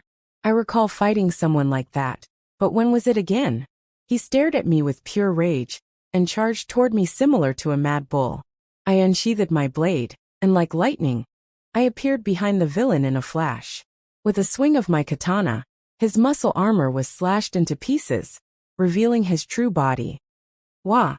My fist sank into the villain's flesh, and he crashed into the wall, instantly defeating him. When I approached the unconscious man, a light bulb lit up in my head. "Ah, you're Muscular, right?" I exclaimed. Muscular groaned as I captured the villain and stored him in my Kamui space. I then quickly regrouped with my friends to continue our mission. Days later, night. Our class was resting at an abandoned warehouse. We had been fighting villains nonstop, which was overwhelmingly exhausting. This was our first official rest, and we're trying our best to regain even a little bit of our lost energy. We have dealt with a large number of villains and safely brought them back to prison. Pretty sure we have cleansed around half of Japan now. I sat next to Shoto while healing and bandaging his wounds. I finished checking the rest of his body and yawned tiredly. Shoto chuckled and I leaned against his arm. Sleep now. I will keep watch. Shoto proposed, white patting my head. I nodded as my eyelids started to droop. Suddenly, Midoriya approached us with a flustered expression. Uchiha-san, I haven't thanked you yet for stopping me. I realized how hard it was to do everything alone. It's nothing, besides I didn't do much. It was Ochako-chan that indeed stopped you. Go and properly thank her once things calm down, okay? I replied lazily. Midoriya nodded as he briefly glanced at Ochako, who was resting with Mina at the corner of the room. Their eyes met, but both quickly retracted their gaze. Shoto and I smiled at their behavior. I raised my head and glanced through a window. However, I frowned when I noticed a dark silhouette in the distance standing on a rooftop. I could faintly see a long barrel-like object attached to its right arm, and pointing it at Midoriya. I gasped and pushed Midoriya out of the way. A small object whizzed past my face, and a metal bullet dug into the ground, leaving a deep hole in the warehouse floor. Everyone was immediately on guard as I warned my friends of the sniper, and used Kamui to reach the attacker. All the exhaustion left my body and the adrenaline kicked in. I teleported to the roof to confront the villain. As I appeared on the rooftop, I got a clearer view of our enemy. It was a tall woman with dark blue hair and numerous scattered pink streaks. The woman's right elbow was transformed into a form of a sniper rifle. She aimed her rifle at me and, bang, the woman fired, and I intended to deflect the projectile with my katana. However, the bullet curved past my blade, and I dodged it as it struck the wall behind me. I heard a faint whimper as I momentarily turned around, and my eyes widened with shock. An armless man was sitting against the wall on the rooftop, oblivious to what was happening. Kai Chisaki, I muttered in a daze. The man glanced at me, and instead of his previous calculated and cold altitude, he now had lifeless eyes and a face full of sorrow. The woman clicked her teeth as she removed a strand of her hair and shaped it into another bullet. She reloaded the rifle and aimed at my forehead. However, the villain paused before aiming the gun at Chisaki. Bang! I dashed before Chisaki and blocked the bullet. The woman was stunned by my action and froze. At this moment, the rest of my friends quickly arrived as Midoriya and Bakugo tackled her from behind. She was pinned to the ground while Shoto and Shiro captured her with ice and tape. We surrounded the villain with wariness. Who are you? I interrogated her. To our surprise, the woman started to talk almost instantly. I expected that I would have had to use Sharingan or something. Her name was Kana Tsutsumi, and her alias was Lady Nagant. Her purpose was to capture Midoriya and me, and bring us to a mansion in Heibori Woods, one of the secret hideouts for the League of Villains. Hearing her alias, I briefly recalled a hero going by that name, but was arrested for committing a murder. When I hesitantly brought that up, Lady Nagant grimaced, confirming my suspicion. I asked why Lady Nagant gave us a sad smile, and she revealed that back in her hero career, Hero Committee used her as an assassin, and she killed to preserve the society they live in.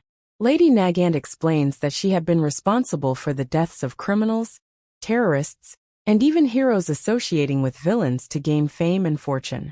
This greatly damaged her mental health, and she started to question whether all the killings were the right thing to do. Eventually, Lady Nagant finally snapped and murdered the Hero Committee president, which led to her arrest. When she finished, Lady Nagant took a shaky breath, and we stared at her in silence. Once again, my friends and I were reminded of the cruel reality of the real world. Is there a reason for telling us this? Yaoyorozu asked. Lady Nagant smiled wryly and stared at the ground. I've been watching you guys for a while now, waiting for the moment you will let your guard down. However, during that time, all of your actions seemed to relight the hope in my heart. The dream of being a great he. Boom! Lady Nagant's body suddenly combusted, and we were all blown back by the shockwave. We yelled her name in concern as the smoke dissipated, revealing the charred body of Lady Nagant. I hurriedly rushed towards her and checked her injuries. Her entire body was badly burnt and urgently applied my medical jutsu. What happened? I yelled. AFO must have set up a countermeasure in case I failed. Lady Nagant coughed and replied with difficulty, as she winced from the intense pain. I nodded and my hatred toward AFO rose even further. Why are you healing me? I tried to harm you. Lady Nagant can't help but question. You never really wanted to hurt us, right? I thought about it. The bullet would have never hit Midoriya. And we would have had a much more difficult fight if you were serious. I explained, and Lady Nagant flinched as her true intention was revealed. Lady Nagant-san, even if you considered yourself a villain, you still have the heart of a hero, I said, and my friends nodded. Hearing this, Lady Nagant's eyes dimmed with tears and remained silent. When I finished the healing process, I sighed in relief as her body seemed to be back to normal. The pain knocked Lady Nagant out, and I handed her to my friends as I still had some things to deal with. I teleported back to the roof, and Chisaki was still slumped there, and he didn't react to my sudden arrival. I sat next to him and tried to figure out what to say. You should have just let me die, Chisaki muttered, breaking the silence. Why would I do that? I asked. I have lost my arms and can no longer heal the old man, he said sorrowfully and held back his tears. I should have never put him in a coma. Do you truly regret all that you have done? In response, Chisaki nodded as he continuously muttered apology after apology. I sighed and stared him in the eyes. There may still be a way to heal the boss of Shai Hasaikai. How? Chisaki shouted as he stared at me, wanting to know the answer. Eri, I calmly stated my little sister's name, and waited for Chisaki's reaction. Surely enough, he froze in shock as Chisaki thought about what I said. This is all up to Eri's decision, of course, but I will ask her only if you return to Tartarus quietly and make amends with her. I resumed when he remained silent. Eventually, Chisaki agreed as I was ready to take him back. Thank you, he mumbled. I shrugged.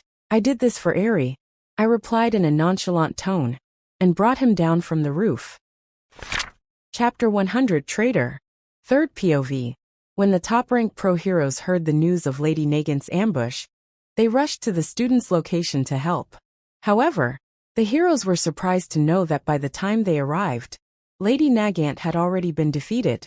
As they were taking her away, Kaede stopped them and proposed that Lady Nagant would be able to assist them in capturing the villains. Kaede explained to the heroes about Lady Nagant's past and her true intentions, and she could still redeem herself. With some desperate persuading from Kaede and her friends, they eventually give in. In reality, Itachi and Endeavor and Hawks all know about the tragic history of Lady Nagant and the corruption hidden within the Hero Committee. They were already working with the police to gather helpful information to fight against the higher-ups, but the investigation was postponed due to the League of Villains. When Lady Nagant woke up, the woman was shocked that she was given a second chance. Her heart was moved as she realized that these students could carry on her dream of becoming a true hero. Now with the assistance of Lady Nagant, the hero's efforts have increased tremendously. Lady Nagant has information about where some dangerous villains that escaped from prison were currently hiding. With this knowledge, villains were being subdued one by one, and eventually, only the core members of the League of Villains remained. With all the other villains defeated, Kaede and her friends finally returned to UA, as they trained and prepared for the last battle that may determine the fate of Japan. Kaede POV days later, I sat in a lotus position within my Kamui dimension. There were green and red apples surrounding me at different distances. I closed my eyes and took a deep breath while I focused, and imagining the apples around me. Suddenly all the red apples started to dry up instantly, and the green apples were left unchanged.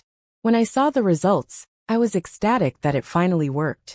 After unlocking Rinnegan, I have gained the full capability of my Manjikyu, which means my Daikoko has been strengthened exponentially. I can now create a bubble-like zone around me, and sense anything that resides in that area, if I concentrated enough. The barrier was only a meter big. However, I felt that it was getting larger by the day. Unfortunately, I still needed more training since I needed a lot of concentration to keep the barrier running, but slow and steady wins the race, right? Despite that new power, there's still one thing that perplexes me. I summoned a black receiver rod, and the weapon fell onto my lap. I picked it up and examined it. When I stabbed Tamura, it pulled me into a dark space, and I assume it must be his subconscious. Because of these unanswered questions, I decided to conduct some humane experiments on Shoto and Oniai-chan. Under their permission, of course. Who do you think I am? A/N. It may sound confusing, but bear with me. Thanks. First, I stick a tiny black receiver rod the size of a pin needle, mimicking those acupuncture procedures. I stuck the needle into Shoto's limb and injected my chakra into the receiver rod. Miraculously, I could control his arm. I then used another pin and stuck it on the center of his chest where the chakra gathers the most. Strangely enough, I was suddenly able to read his thoughts. I think I couldn't enter Shoto's subconsciousness because the black receiver wasn't big enough. Well, I obviously wasn't going to test that theory out though. I then tried the same method on Oniai-chan, however it was much harder. I guess it was because due to his chakra was much larger than Shoto's, because of our family's chakra quirk. It was as if Oniai-chan's body was forcibly rejecting my chakra. A/N. If you guys forget, I wrote in the early chapters that basically everyone has chakra, but only Kaede and her family have a large enough reserve to be used and stuff. In a simpler way, you could think of chakra as people's souls or life energy. That means I can basically inject my own soul into their body, and that's how I enter their subconsciousness. Anyways, I decided to try and transmit chakra to multiple people simultaneously. The result was quite unexpected. As I entered the black receiver needles into both Shoto and Oniai-chan, I was able to pass down the information I received from Shoto to Oniai-chan and vice versa. You could think of me as a metal wire, while Shoto's a battery, and Oniai-chan's a light bulb, or the other way around. So I'm basically a superconductor.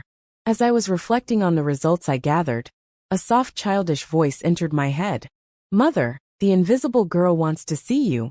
Miyuki's voice sounded in my mind. Miyuki had grown pretty fast. She was about approximately 7 weeks old. When I found her, now she has all grown up. Miyuki could now telepathically speak to me. Being called mother felt slightly embarrassing, but I didn't feel like correcting her. Thank you, Miyuki. I will come out now. I responded. I sensed that Miyuki was pleased. I exited the Kamui space and went to look for Hagakure. Hey Hagakure-chan, is there something you need? I asked. Uchiha-chan, it's about Aoyama-san. She muttered with panic. Hagakure then explained that she noticed Aoyama acting significantly down since the end of the Paranormal Liberation War. And he kept getting sadder and sadder. That was when she accidentally overheard the conversation between Aoyama and his parents. Realizing that he's the traitor of UA, Hagakure said that Aoyama and his parents received an order from AFO, wanting to lure Midoriya and me away to somewhere alone, so we may be ambushed by the spies the villains planted inside the school. My expression darkened and was greatly disturbed by the news. I can't believe it. I don't want to believe it. Who would have thought that, Aoyama-kun? I couldn't even finish the sentence. I glanced up at Hagakure with a cold expression. Take me there. Hagakure flinched at my tone, and she nodded as I followed after her. We arrived in a forest in the corner of the school, as we hid behind the trees and stalked Aoyama and his parents. Please, there has to be another way. I don't want to hurt my friends anymore. Aoyama begged his parents as he cried. I could hear the pain in Aoyama's voice, making me understood that he never wanted to hurt us in the first place. And he was another victim of the evil AFO. Hagakure and I emerged from the clearing, shocking the family. Aoyama's parents charged at us, but I blew them away with Rinnegan and stared into Aoyama's eyes. Do you mean it? I asked sternly. Aoyama stayed silent in despair. I continued to pressure him for an answer. Do you feel guilty for everything you did, Aoyama-kun? Don't say anything, Yuga. Get out of here. Both his parents yelled, and I glared at them with my Sharingan, as their bodies instantly froze up. I returned my gaze to Aoyama, and he eventually nodded. I was the one who informed of our field trip to USJ. I revealed the location of the training camp. I'm nothing but a despicable villain. Aoyama screamed with a devastated tone. I didn't say anything and slowly approached him. Aoyama showed fear as he stepped back. He fired his naval laser, but it completely missed the mark. When I was in front of him, Aoyama averted his gaze for fear of what I would do. However, his eyes widened with shock as I pulled him into a hug. It must have hurt, huh? I said gently and patted his back. I'm sorry. If we would have known sooner, it wouldn't have hurt this much.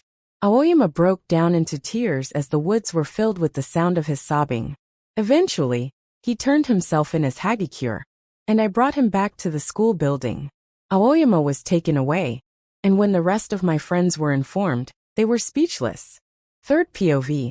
As Yuga's family was interrogated, the class and even Shota demanded to see him. Even if Nizu rejected their request, the heroes didn't stand down and barged in any way. When they entered the room, they saw the tied-up body of Yuga. He was held down on a chair, and his mouth was covered with a metal gag. Izuku removed the gag from Yuga's mouth, and they all silently stared at him. "Hey, what would have happened if Hagakure and Uchiha hadn't caught you in time?" Mashiro questioned. "Please tell us if this is just some twisted joke," Ejiro muttered. Yuga can't look his classmates in the eyes with shame. He talks about how they all could have died because of him, and how he was still smiling amongst them like they were indeed friends.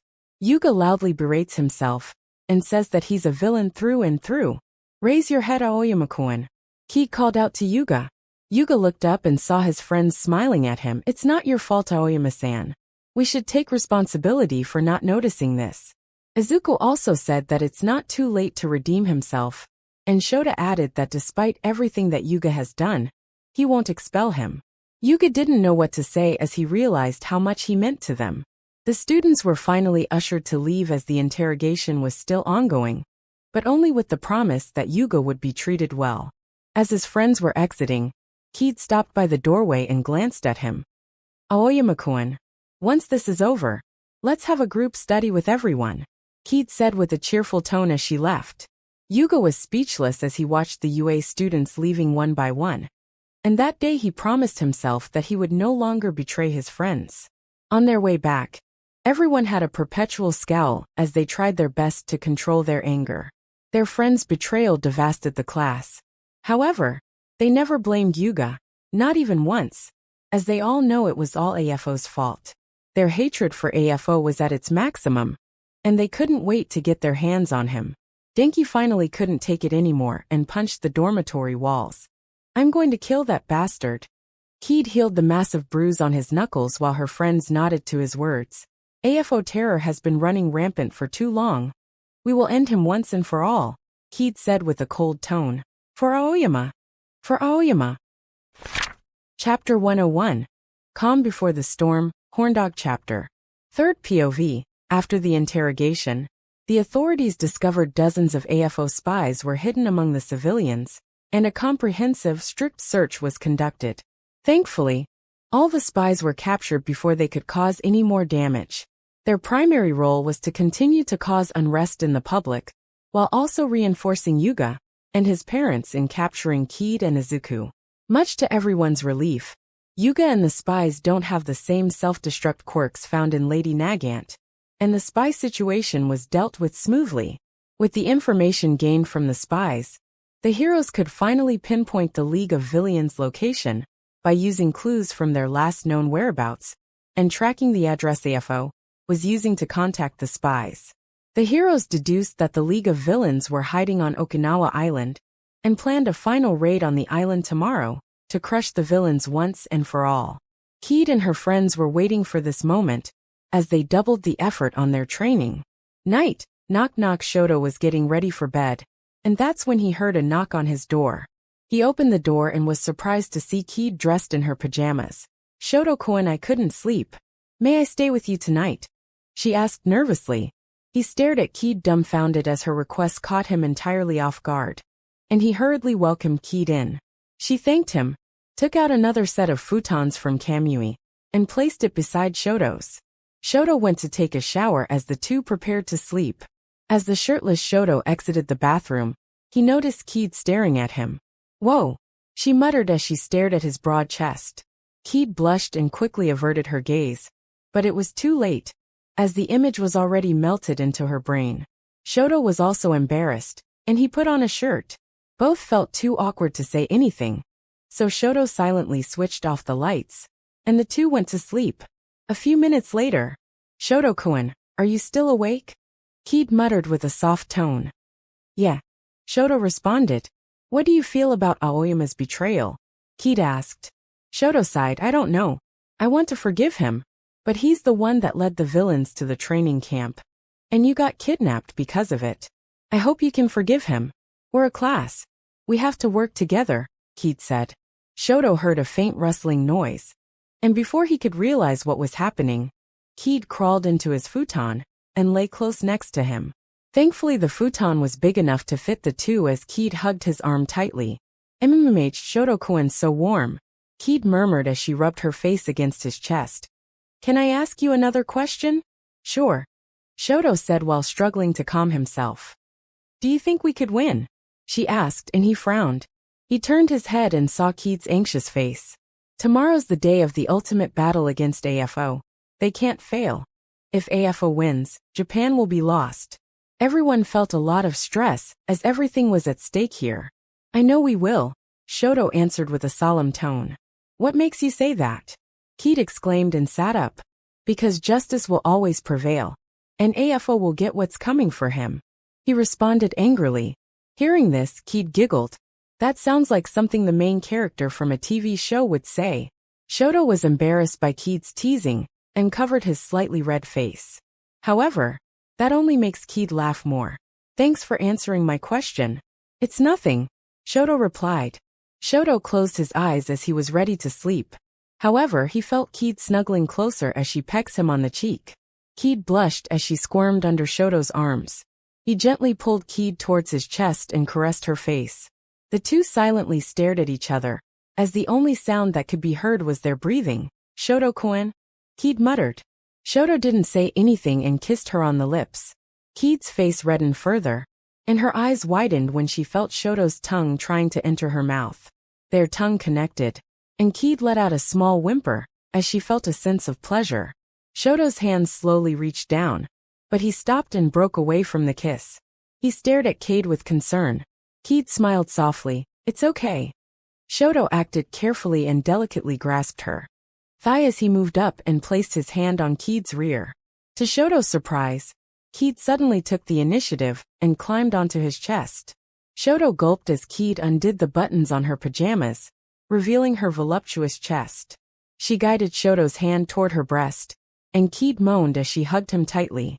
Kaede and Shoto began to undress the rest of their clothing as steam came out of their heads. Please. Be gentle, she whimpered. Shoto nodded, and their love for each other reached an unimaginable height on that fateful night. A/N. This is as much as I could go. It took me 2 days to write this part. I'm way too embarrassed. Next day. Shoto groggily opened his eyes as the morning light shined into the room. The memories from last night were still fresh in his mind. Good morning Shoto-kun. Kaede woke up and she yawned. Kaede looked at Shoto, and became a blushing mess, as she recalled last night's event. She covered her face from embarrassment. Kaede couldn't look Shoto in the eyes, and hurriedly averted her gaze. About law. Last night, Kaede uttered. Shoto smiled as he wrapped his arms around her waist. Kaede's face reddened further as she observed his face. Why does Shoto seem more handsome than before? Shoto-kun, we need to get ready soon, or else we will be late, Kaede said. Okay. Shoto let go and nodded. I hope I wasn't too forceful. Kaede giggled and shook her head. Shoto-kun wasn't forceful at all. Anyways, I will see you later. She embraced Shoto before warping out of the room with Kamui. As Shoto watched her leave, he smiled wryly. He could still clearly smell Kaede's scent wafting in his room. He was afraid that Kaede would not love him anymore. However, relief washes over him as his worries were for nothing. We will win, Shoto muttered. I won't let anything happen to you, he vowed. An hour later, the citizens were standing at the entrance of UA, as they said goodbyes to the heroes, before the raid on the League of Villains would officially begin. Thanks to the effort of Kaede and her friends, the criticism towards heroes has lessened considerably as public opinion shows signs of swaying towards the positive side. Both of you better come back alive, Mikoto cried as she hugged Itachi and Kaede. Kaede and Itachi reassured their mother and patted her back. We will await your return, Fugaka said with a sad smile. I believe in you too, Eri yelled as she tightly clutched Miyuki. The cat also meowed in farewell. Kaede and Itachi smiled as they were determined to return home. Itachi-san, The Uchiha heard someone calling Itachi's names. Tomoko burst out of the crowd and ran to Itachi. "Beat that villain up, okay?" she said and nudged his shoulder. "And this is for good luck." Tomoko grabbed Itachi by the collar, yanking him towards her, and kissed him. Itachi's eyes widened in shock as the rest of his family gasped. Tomoko hurriedly pushed Itachi away as she blushed. Before Itachi could say anything, she ran off so Itachi couldn't see her red face. "Now you must come back," Mikoto said to Itachi commandingly. Itachi was frightened by his mother's tone, and swiftly nodded his head. Chapter 102. Raid starts now. An hour later. Keyed POV. I could see the faint outline of Okinawa Island in the distance, and the anxiety in my heart grew. All the heroes were being transported on a massive aircraft carrier, and the atmosphere was tense. Specifically, we're moving towards Naha City, located at the southern end of the island. There were tons of people living in that land, and I don't know what happened to them when the League of Villains take over. I truly hope they're safe. Midoriya was already informed of my ability with the Rinnegan Black receivers, and I proposed that I can try to bring him into Tomura's self-consciousness. Then Midoriya will do his usual motivational speech, or whatever he needs to do. Otherwise, if Midoriya's persuading fails, I will destroy Tomura's subconsciousness/soul, and kill him that way. It may seem cruel, but that's the best method to prevent further collateral damage. Don't get me wrong. The plan was insanely stupid and risky. I had to stab Tomura with my black receiver rod while being in contact with Midoriya, and hoping we weren't interrupted by any external factors. I sighed. This will be one of the most crucial battles in Japan's history, probably even the world's. Nervous? Shoto asked and tapped my shoulder. I nodded. Aren't you? He shrugged. There's no point in being nervous anymore as it's whether we succeed or don't. I chuckled. That sure was reassuring. Todoroki-san's right. It's useless to worry about it now. We simply have to win, Kirishima exclaimed. The rest of my friends approached us and voiced their opinions. I felt a bit better and continued to observe the island. As we closed in, I could see the whole terrain. The land was covered with a large forest with buildings constructed along the coast. It looked like a beautiful place, perfect for tourist vacations. And the island definitely didn't give out the supervillain base vibe. Promptly something caught my attention, as a winged figure burst out of the forest. Not just one. The number kept increasing by the dozens, reaching the hundreds in a matter of seconds. I activated Sharingan, and my expression darkened. Hundreds of flying Nomu were approaching us quickly. Incoming! I hurriedly shouted and warned the other heroes. Everyone was instantly on guard as the flock of Nomu were easily visible, and they screeched loudly before diving towards us. The turrets on our ship fired along with the heroes, who had long-range attacks, and countless Nomu were being shot down. However, to our shock, instead of dying, the body of the Noma burst into the mud, and I realized they must have implemented twice quirk into a Nomu. Its natural body must be close. I used my Sharingan to look for any Nomu with suspicious behavior. Eventually, I spotted one in the back of the group watching us instead of attacking like the others. When their number started to dim, the suspicious Noma shrieked, and more monsters appeared at its side. Oniai-chan! I called out to my brother. Itachi Oniai-chan glanced at me, and saw that I was pointing at the Nomu in the distance. He nodded as he completed a set of hand signs. Gokaki no Jutsu. He needs the chakra in his body, and spits out 5 giant fireballs. The fireball tears through the army of monsters, destroying everything in this path. The leader Noma dodged the fireball, as the projectile exploded behind it, and the monsters cackled. Itachi Oniai-chan and I smirked as the smoke generated from the fireball created warmth in the atmosphere, as the ascending air currents began to form dark clouds. The sound of lighting could be heard, and I held my hand high in the air. The rumbling of thunder increased, and I gathered the electricity in my palm. I shaped and guided the lightning as the electricity formed the shape of a dragon. Kirin! I yelled as the electric dragon roared and dived toward my enemies. Boom! There wasn't even time for the Nomu to react, as the gigantic amount of lightning struck them. The army of monsters screeched in pain, before turning into nothingness. Not even their corpse remained, and the sky became clear once more. Everyone sighed in relief as the skirmish ended. Don't relax now. This is just the beginning, Itachi Oniai-chan warned. We all nodded as our friends, and the other heroes boarded small transport ships, and we arrived at the docks of Naha City. Third POV Kaede and Itachi led the charge as they sliced and diced any Noma the two encountered, creating a safe passage for the other heroes. There were also criminals amongst the monsters, but they were soon dealt with by a large number of heroes. Eventually they arrived inside the city. The city was empty and devastated as no signs of people could be seen. The heroes' moods were grim, as they were determined to find any survivors. As they rushed deeper into the city, the fiercer villains fought. Finally, the entire city has been cleared. Heroes found civilians being contained in multiple large makeshift outputs in the city, and they were all rescued safely. However, the main members of the League of Villains couldn't be found. We found nothing at the south either, Hawks reported as he landed next to Itachi. Itachi sighed in annoyance. Keep searching, they have to be here. Kaede, who was beside Itachi, frowned. She felt uneasy feeling as soon as they entered the city. Are there any clues yet, Uchiha-san? Izuku asked, and the rest of Kaede's friends approached her. She shook her head as the anxiety grew by the seconds. Suddenly, Kaede covered her mouth as her eyes widened with shock. She began to cough uncontrollably as a black ooze-like liquid expelled out of her lips and enveloped her. Kaede! X2 Itachi and Shoto shouted as they rushed towards her. Shoto and Itachi reached out their hands as they tried to grab Kaede. However, their fingers grazed her as she was fully covered with the liquid, and Kaede disappeared. Everyone watched with disbelief. Suddenly Shoto felt like throwing up, and the same liquid appeared in his mouth. He glanced at his friends, and a similar phenomenon was occurring. Izuku, Bakugo and Ochako were all vomiting the black gunk, and they were all forcibly teleported away from the heroes. Shoto POV. I was brought into a cave and frantically looked around. Kaede! Kaede! I called out but received no response. I heard growling in front of me, and a Noma leapt out of the darkness. I dodged and placed my palm on the dirt floor. An ice spike shot out of the ground, impaling the monster. I took a deep breath from the sudden adrenaline rush. That Noma must have brought me here, but why? I was in a cave, and the only path was a suspicious tunnel in front of me.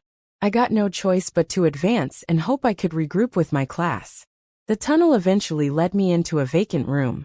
The room was illuminated by dim lights, and there seems to be a massive trapdoor created on the floor. There's also another tunnel at the other end. However, a figure was blocking the way as he watched me with crossed arms. The man was wearing a green cloak, combat clothes, and a smiling white theatrical mask. I scowled and felt my anger rising. You, I muttered with a cold tone. Me? Kagutsu replied with an amused laugh. I clenched my fist in annoyance. He's the one that kidnapped Kaede. Kagutsu must have sensed my rage. Oh? I seem to have angered you. Was it because of something? Or someone? He tilted his head, and I felt like the smile on his mask was looking slyer and wider than before. Let me guess. It must be because of that Uchiha girl, right? My eyebrows furrowed. You don't have the right to say her name. I clenched my fist as flames and ice emerges from my palm. Kagutsu's laughter became louder. It sounds like I'm correct. He also entered his own stance as our battle began. Chapter 103, Meaning of Strength. Third POV, Shoto glared at the Kagutsu. Both sides were wary of each other, and waiting for the opposing side to make a move. Shoto finally decided to break the standoff, as he sent a wave of fire at his opponent. Kagutsu flicked his wrist as a gigantic bulky puppet appeared out of nowhere, and shielded the villain from the fire. Contrary to his expectations, the puppet began to glow an orange color, and its tough exterior melted into an unidentifiable mess. Kagutsu cursed, and he swiftly dodged as an iceberg emerged from the ground where he was previously standing. Metal strings shot out from the villain's sleeves and embedded themselves into the cavern walls. He pulled, and 5 puppets armed with sharp blades burst out of hiding and pounced at Shoto in unison. The hero evaded the knives and roundhouse kicked as his foot smashed into one of the puppets' necks. Ice traveled along the doll's body, completely encasing the mannequin in place. Immediately, he twisted his body, and a blade narrowly misses the tip of his nose. Shoto clicked his teeth, and launched a wall of flames to distance himself from his enemies. The intense heat burned the puppet, and their joints cackled like skeletons. The strings connecting to the puppet snapped, rendering them motionless. With the current threat gone, Shoto faced Kagutsu and stomped the ground. A massive ice ridge ruptured from the floor. Kagutsu swung his arm as the metal strings became thin whips, slashing the ice into pieces. However, when the glacier was destroyed, the villain saw Shoto holding a javelin made of ice. Shoto hurled the javelin at the villain. Kagutsu managed to react in time, but the projectile stuck him on the side of his mask. Kagutsu was knocked backward as the left side of his mask cracked, revealing a face covered with scars. Blood dripped down from Kagutsu's forehead, and he glared at Shoto with his bloodshot eyes. Enough playing around, Kagutsu muttered with rage. The ground below Shoto and Kagutsu rumbled as the mechanical trapdoor opened. Shoto watched cautiously, and to his horror, a giant claw reached out from the darkness as an enormous monster emerges. The monster lunged at Shoto, but he dodged and tried to drive it away with his fire. However, even if the creature felt pain, it didn't care and snapped its jaws at the young hero. He threw himself to the ground as the teeth barely missed his flesh, and quickly recovered. Shoto glared at Kagutsu, who patted the creature. "She's a true beauty, isn't she?" Kagutsu said with pride. Shoto scowled as he got a clearer view of his new enemy. The monster resembled a canine creature mixed with a nomu. Its body was a combination of dried flesh, mashed fur and metal puppet parts with stitches showing signs of crude surgeries. It has teeth and claws made of durable steel, ready to shred anything into ribbons. Cords were attached to the creature's nerve tendons, and some of its organs were visible through some exposed bones. "I made it with the finest material, and used some experiment to apply a gigantification quirk to it," Kagutsu explained. Shoto felt disgusted as he launched an attack at Kagutsu, but the monster defended the villain with its massive body. It then immediately charged at Shoto, and his eyes widened as the creature appeared before him with a single leap. The beast swung its dagger-like claws as Shoto leapt into the air to evade. However, the beast instantly twisted its head and bit Shoto on the arm. The monster shook its head wildly, trying to tear Shoto's arm off. He winced as the sharp teeth dug through his protective clothing and into his flesh. Shoto froze the beast's mouth to stop the bite, and the monster tossed Shoto away. The hero landed safely, and he ignored the searing pain in his arm as Shoto charged with his fist coated in flames. Shoto rushes toward his enemy with flash fire fist, however he suddenly fell to the ground and vomits a mouthful of blood. Shoto glanced at his injured arm, and his eyes widened with shock. His right arm was bleeding profusely, and his skin had turned into a pale purple color. He stared at the beast's teeth, and it was dripping a weird green mucus covered with Shoto's own blood. Poison, Shoto thought as the pain increased by the second, and a massive headache assaulted his mind. Before Shoto could react, the beast charged and swung its tail. The attack smashed into his chest, and he felt his ribs breaking from the impact. Shoto's body smashed into the wall, and the air was knocked out of his lungs. The hero leaned against the wall, and his vision started to dim as he was losing focus on the villain. "Just accept your fate. You're not strong enough compared to that girl." "You're nothing," Kagutsu teased. "Nothing, huh?" Shoto thought as he couldn't help but remember a particular memory. Flashback timeline. Just after the hero license exam, in the UA gymnasium, Shoto and Kaede were having a spar. He was frustrated at failing, so Kaede proposed to train with him.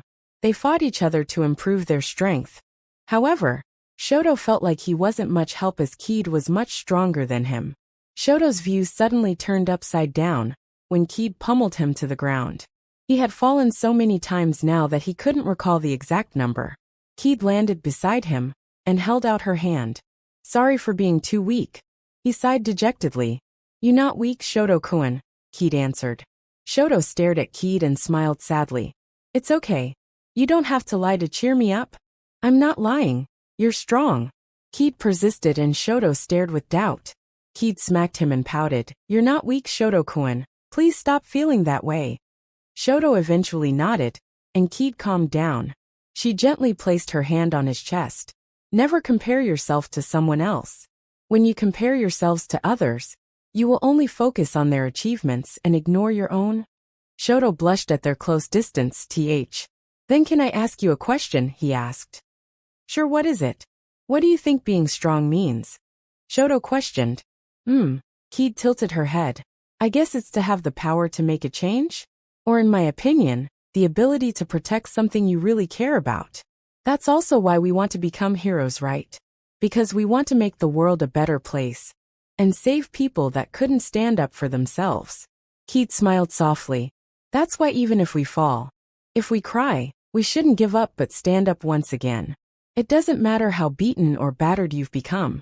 Continue fighting, because there's always something to protect. So who do you want to protect, Shoto-kun? Kaede asked mischievously. Flashback ends. Shoto sighed. Back then I don't know the answer to your question. But after all that we have been through, now I know, the one I want to protect is you. Shoto gritted his teeth as he steadily stood up. He clasped his hand together and closed his eyes. He channels both halves of his quirk throughout his body, via his circulatory system, using his heart as a generator to circulate the chilled and hot blood around his entire body, merging the two halves of his quirk into a single ability. I call this phosphor, Shoto muttered. Kagetsu felt great danger from what Shoto was doing as he controlled the beast to attack the hero. Shoto's eyes snapped open as he felt a brand new power in his veins, and he propelled himself at the villain. Shoto appeared before the monster as he struck with his fist, and the beast was instantly covered with a white-colored fire. The puppet began to melt as its movement became sluggish and began to burn. Impossible! Kagetsu shouted as he desperately tried to free his creation. However, Shoto aimed his palm at the puppet. He clenched his fist in a grasping motion, as the intense flame instantly transformed into cold ice. The beast became utterly frozen. The ice statue began to fracture as the puppet shattered into thousands of tiny pieces, and Kagetsu watched in a daze. He greatly underestimated Shoto, and that ultimately led to his downfall. Kagetsu watched in a daze as Shoto rushes up to the villain. Before Kagetsu realizes what happened, Shoto unsheathed the wakizashi Kaede gifted to him, and stabbed it into the villain's heart. Chapter 104, Originals Best. Meanwhile, Kaede POV. Where's everyone? I asked with alarm. I sat up and tried to find a trace of my friend. Suddenly, I heard a low growling sound, and I felt a slight vibration on where I was sitting. I glanced below me, and yelped as I met face to face with a Nomu. The monster roared and shook me off. I used the Nomu as a stepping stone, and leapt off of its back. I drew my sword and with an upward slash, the monster was slain. I sighed and gathered my thoughts. I was forcibly teleported into a random cave probably somewhere on the island. I could return to the city with Kamui, however. By doing so I couldn't come back here. This must be AFO's trick, and I'm worried that I wasn't the only one that was taken. If I leave now, I might also miss the chance of finding AFO. Ultimately, I decided to explore and marched deep into the tunnels. I eventually found myself in a massive empty cavern. What was weird about the place was the large mirrors implanted in the walls, floors, and ceiling. In front of me was another set of pathways, but there was a weird creature blocking it. I looked closely and frowned. The only description that could fit this thing was a silver mud monster. The only thing that indicated that it was a Nomu was the exposed brain connected to two eyeballs on top of its body. I unsheathed my katana and entered my fighting stance, however. The Nomu didn't make a move and continued to observe me. Suddenly something strange happened as the Nomu has begun to change and morph into a smaller shape. The monster transformed into a feminine figure with black hair and a slim body. Wait, hold on. Is that me? I exclaimed in shock. The Nomu have transformed into me. My skin crawled as this unnerves me extremely. It's even copied my exact clothing down to the T. The silver liquid extended onto its palm, as it formed the shape of my katana. The monster mimicked my posture, and it entered the same stance. What are you?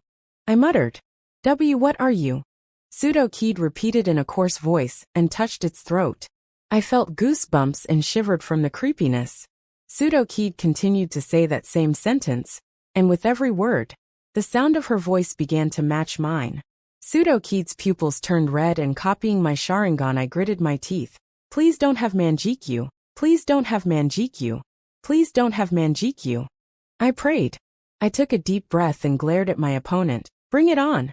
With a flash, the Noma charged. Its speed was insanely fast, equal to my own. I blocked the blade and grunted from the force. We locked blades and stared at each other with our Sharingan. Freeze! X2. I felt the Jinjutsu being cast on me, and I flinched for a brief moment. The Nomu and I instantly broke out of the Jinjutsu and continued our assault. Pseudo Kaede knelt down as she performed a low sweep. I defended with Kamui as her leg phased through my body, and I counterattacked with my sword. Pseudo Kaede pushed against the ground, and she dodged my strike. Looks like she doesn't have Manjikyu? I sighed with relief, as one of my worries seems to be for nothing. However, I couldn't be careless. She's still a very difficult opponent. From our location alone, I couldn't use my Rinnegan or Susanoo of the fear of the cave collapsing on us. Also, I don't know what other arsenal Pseudo Kaede was hiding. Pseudo Kaede gripped her sword as she was abruptly covered with a blue aura, and electricity cackled throughout her body. My opponent's strength and speed increased tremendously, and she attacked with unrelenting force. I cursed and quickly followed along, and also activated lightning chakra mode. Sounds of blades clashing resounded throughout the whole cavern. It may seem like an equal match, but with my Daikoku, I was gradually sapping away her strength and gaining the upper edge. Finally, I noticed Pseudo Kaede's speed begin to drop, and I used this opportunity and pounced. I dashed towards her and unleashed a frenzy of swings, aiming for Pseudo Kaede's vital points. Gray metallic blood splurts off of my doppelganger, and its limbs disconnect with its torso. Unfortunately, as much as I want to, the fight was far from over. The silver blood instantly rejoined with the rest of the body parts as they reconnected. I frowned as Pseudo Kaede's body fully healed in a blink of an eye. The scene reminded me of an old movie I saw in the past about a killer robot that travels back in time or something. I didn't give up and continued my onslaught. During one of Pseudo Kaede's healing processes, something shiny caught my eye. It was a small pink orb where its heart should be. The metallic blood seemed to be gathering around the little pearl. Is that pink rocket's the heart? I muttered. In that case. The trajectory of my blade changed, and I directed my katana at the orb. Suddenly, Pseudo Kaede's body seemed sparkling, and before I knew it, Pseudo Kaede's body shined a harsh white light like a flash grenade.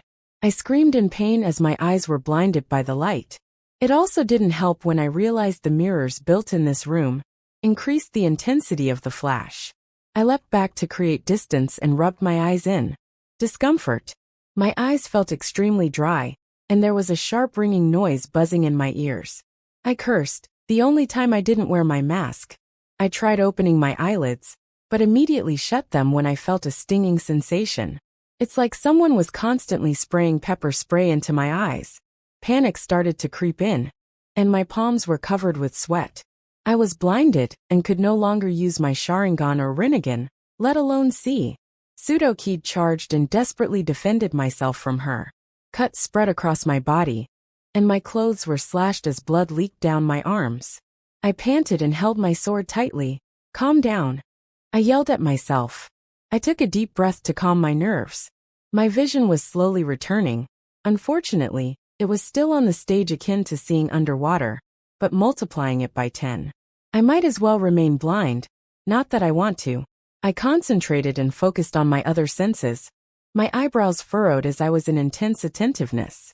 I patiently waited. Don't be afraid, you got this? I reassured myself. My ears twitched when I suddenly heard movement coming from my left. I rolled to the side and felt the wind whizzing past my face. I then felt the disturbance in the air above me. Now it's up.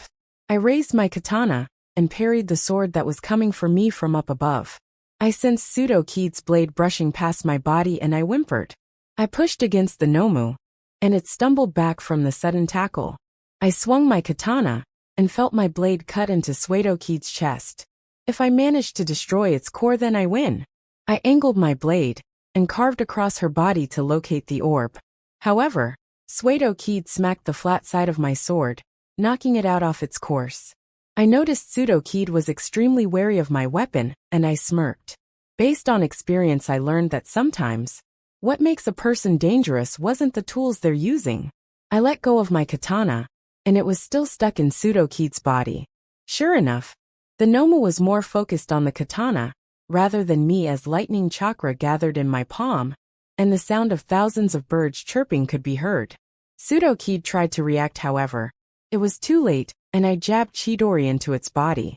I dug the pink sphere out of its chest and crushed it between my fingers. Pseudo-Keed roared as its voice became distorted and reverted back to its original muddy form before finally melting into a wet puddle. Phew! I sighed with relief and fell onto my knees. Thankfully, my vision finally showed signs of healing, and I could see normally now. The battle was more nerve-wracking than I expected. Luck really helped me out there. If I was just a bit slower in my predictions, Pseudo-Keed would have cut me up. I won't allow myself to get defeated by a cheap ripoff, I declared with pride and patted my chest confidently. Suddenly, the entire cave rumbled as if an explosion went off somewhere inside these caverns. Does that mean there's someone else fighting other than me? I sheathed my blade and glanced at the tunnel Pseudo-Keed was defending. With a groan, I reluctantly stood back up and sprinted into the passageway, hoping to regroup with any heroes I find. Chapter 105 Kagutsu. Third POV. Kagutsu stared at the blade out of his chest as blood drizzled down his mask, staining his clothes. He collapsed onto his knees and gasped for breath.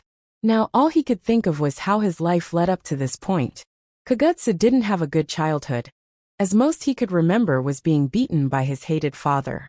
For anything he does, Kagutsu's father will beat him endlessly. Even when he hasn't done anything wrong, his father will always find a reason. His mother had already died from the abuse, and his father threatened to kill Kagutsu if he ever said anything. Eventually, Kagutsu forgot what it's like to smile. Every time he saw others' happiness, something clicked in him, and he was enraged. Why couldn't he smile like others? Deep in his heart, he wanted to do nothing but break those smiles. However, the only thing that kept him sane, his lifeline, was a dog. Download app. One day, Kagutsu found that dog on the streets and secretly brought it home. He hides it from his father, and Kagutsu thinks that he may be able to smile again. Sadly, his dream was shattered when his father discovered the dog. Knowing that Kagutsu was purposely hiding it from him, the father was beyond mad and killed the dog right in front of the boy. Seeing the lifeless body of his only friend, Kagutsu snapped, and for the first time in his life, he lashed back. He attacked his father, and the man was surprised by Kagutsu's strength. Kagutsu tortured his father for a week, occasionally force-feeding him just so the man could live through the next day. During his torture sessions, Kagutsu noticed that with every cut, his lips twitched and the smile on his face becomes more comprehensive. Ultimately, the father succumbed to his wounds, and Kagutsu's grin faded. He desperately wanted to relive that feeling again, so he continued killing. Throughout his murder spree, he also tried to bring the dog back to life. Kagutsu's quirk allows him to create metal-like strings from his wrist and control them at will. Unlike Best Jeanist, who manipulates strings, Kagutsu's thread was a part of him. He learned about human and animal anatomy by connecting his thread to their nervous systems and muscle tendons. That day, his victims became his toys. From then on, Kagutsu discovered a new way to use his power. That day, he starts to corpses and controls them from afar. He will weaponize those corpses and turn them into abominations. Kagutsu found this hobby to be joyful, and that pleasurable feeling soon returned. Many people have different reasons to smile, and this was his. With this newfound skill, he could finally revive his friend. However, reanimating the animal wasn't enough. He had the urge to make it perfect. Thus, he replaced the dog's body with puppet parts, making it faster, tougher, and more robust. In time, with the help of the League of Villains, he implanted a gigantification quirk into the animal, turning it into a beast.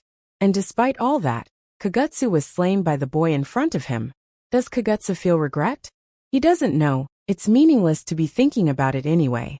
But he wondered what will happen if he actually have a decent childhood.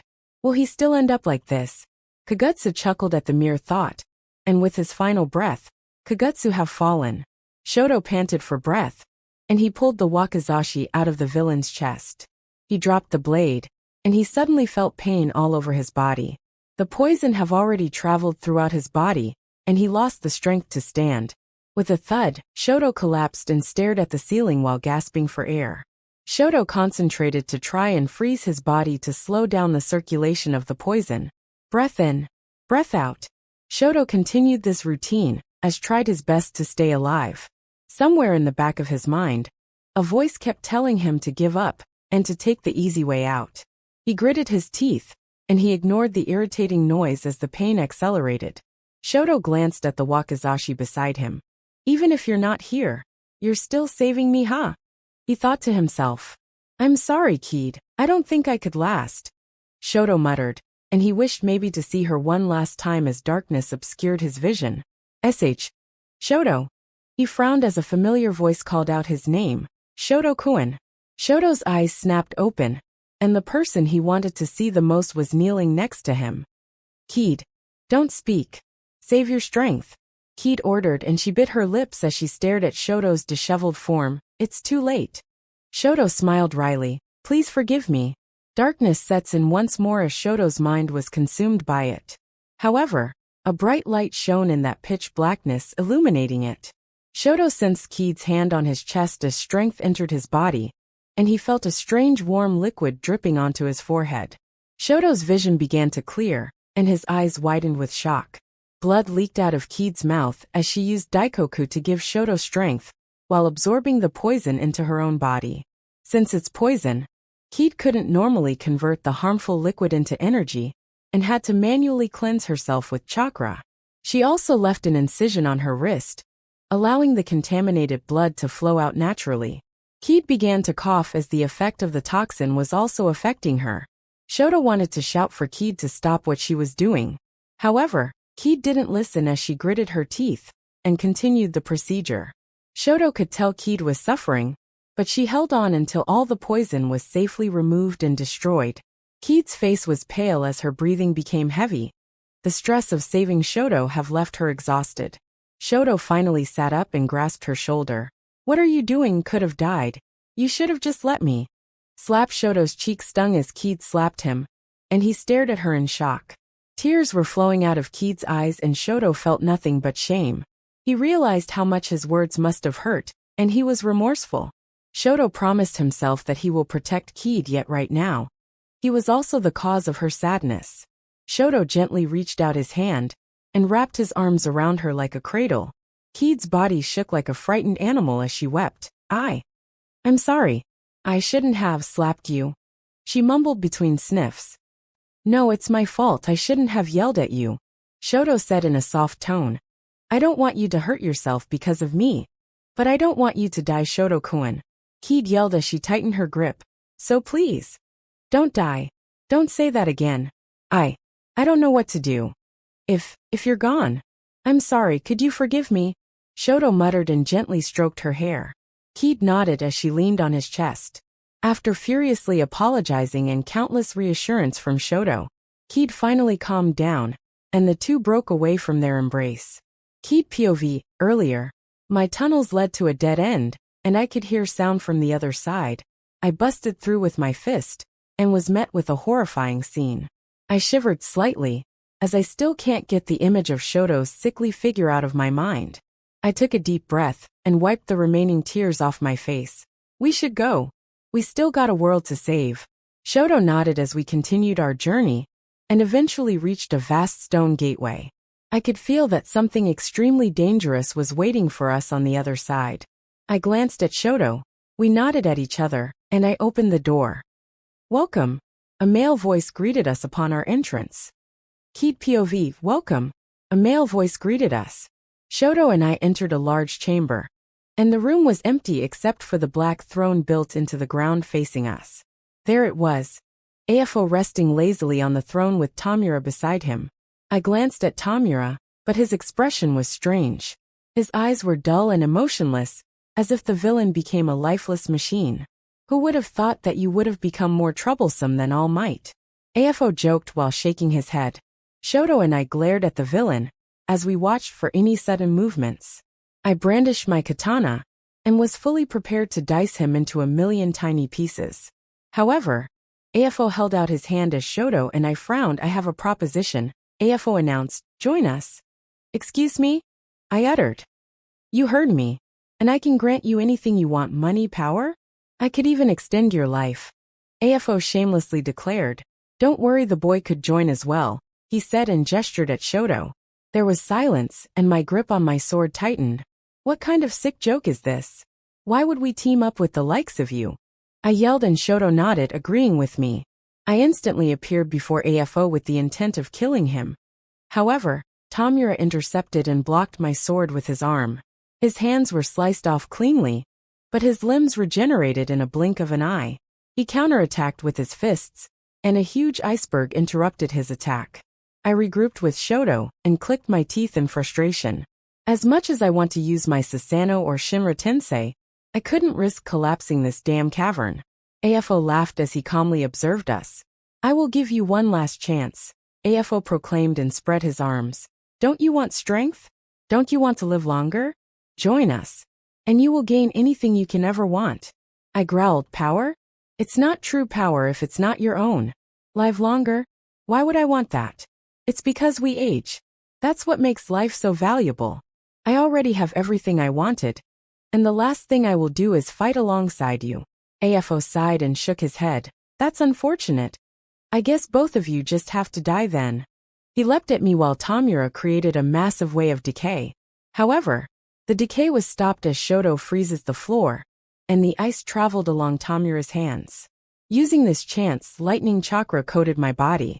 My speed intensified and sped past AFO, as my sole target was Tamura himself. The villain broke free from the ice, and my katana skewered him in the chest. Tamura clutched the blade's edge, and my weapon starts to rot and rust. I immediately let go of the handle, and electricity gathered in my hand as I used Chidori. Unexpectedly, I sensed danger to my right. AFO charged and his arm transformed into a drill with metal and rebar protruding from his skin. I dodged as the attack smashed into the ground. I climbed onto his drill arm and kicked him in the face. AFO made a grunting noise as his skull mask shattered, and he was launched backward. At this moment, Tamura lunged and I sidestepped from his reach. I swirl around as my fist sinks into his stomach. I felt my fist break something. Tamura ignored the pain and charged, but he was blasted away by dozens of icicles. Shoto then encased the villains in an iceberg, and I safely retreated. However, the ice prison lasted merely a few seconds and instantly exploded as the villains re-emerged. Tamura's deformed body healed while AFO repositioned his dislocated jaw. I scowled. The heroes should be here soon, and we just have to last. If it's only one of them, I probably would be able to win, but with the two villains here, they could cover for each other's weaknesses. I can't use my full potential without the fear of the cave collapsing on us. I muttered. What should we do? Shoto asked while still keeping his eyes on the two villains. The tunnels may not be as deep as we thought since the air was still ventilating from somewhere, right? I will try and find the most fragile spot for us to break out of. Keep AFO busy until then, I said. Simple enough. Shoto answered in a confident tone. He clasped his hand together, as the air weirdly got cold and hot at the same time. The flames on his body started to change into white transparent color, and the ground he was standing on began to freeze, as if his ice and fire ability were merged together. It suddenly felt cold, and I could see my own breath. Wow, how did you manage that? I exclaimed while watching with awe. Shoto smiled. It's because of you. I don't remember doing something like that. I shook my head to dispel the thought. Fight now, ask questions later. Let's do this, Shoto-kun, I said and equipped myself with a new katana. Yeah. Shoto nodded, and together we rushed towards our opponents. As I engaged Tamura, I could hear explosions behind me. Shoto's newfound strength was a pleasant surprise, and I was very proud of him. I focused on my battle as Tamura tried to snatch me and cast his decay, but I safely avoided his onslaught using hit-and-run tactics. During my battle, I threw kunai at the ceiling of the cave.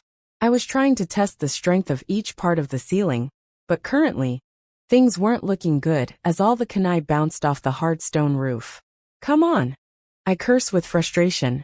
I continuously tossed all my kunai while escaping Tamura's barrage. Finally, one of the kunai dug into the center area of a cavern, and cracks ran along the canopy. There! I exclaimed with joy. Shoto! I yelled. He nodded and sprinted towards me. AFO and Tamura were hot in pursuit as my Sharingan shifted into Rinnegan.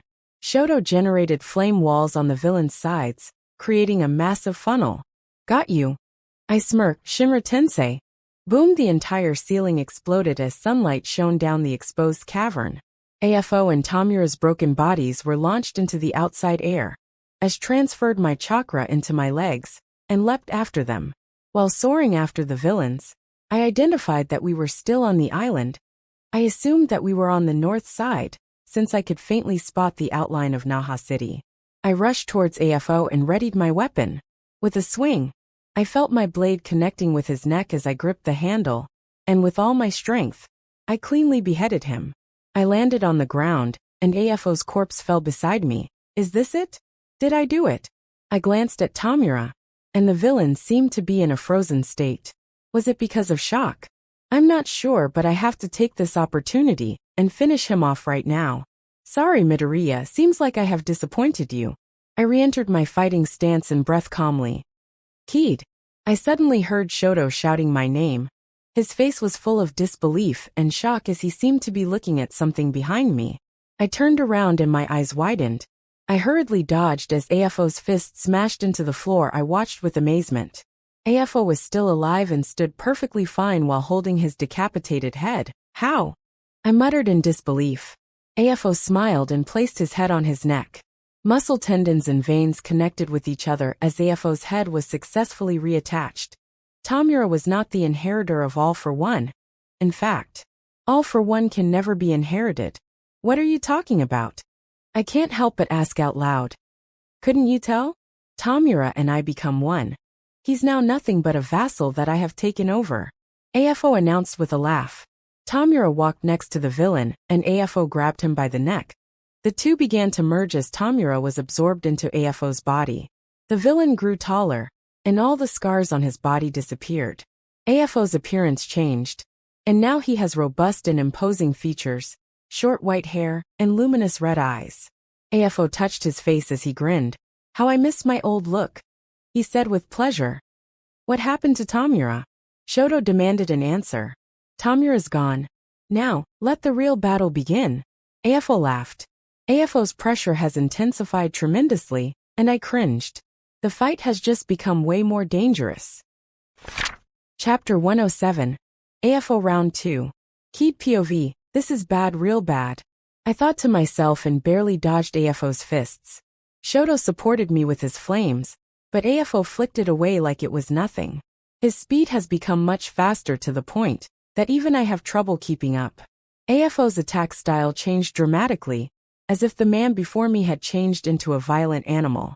He has no regard for his own body, and his regeneration rate's plain absurd. Shinra Tensei. Boom! AFO was sent sprawling away, and his body crashed into the distant forest. I summoned my Susanoo as Shoto, and I soared into the air towards our opponent. We spotted AFO standing in the middle of a crater as he chuckled. Haha, that stings. He joked.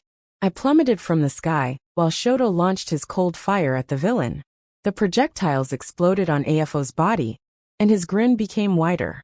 He tensed his leg muscles and leapt towards us. His hands stretched out wide, ready to tackle us out of the air.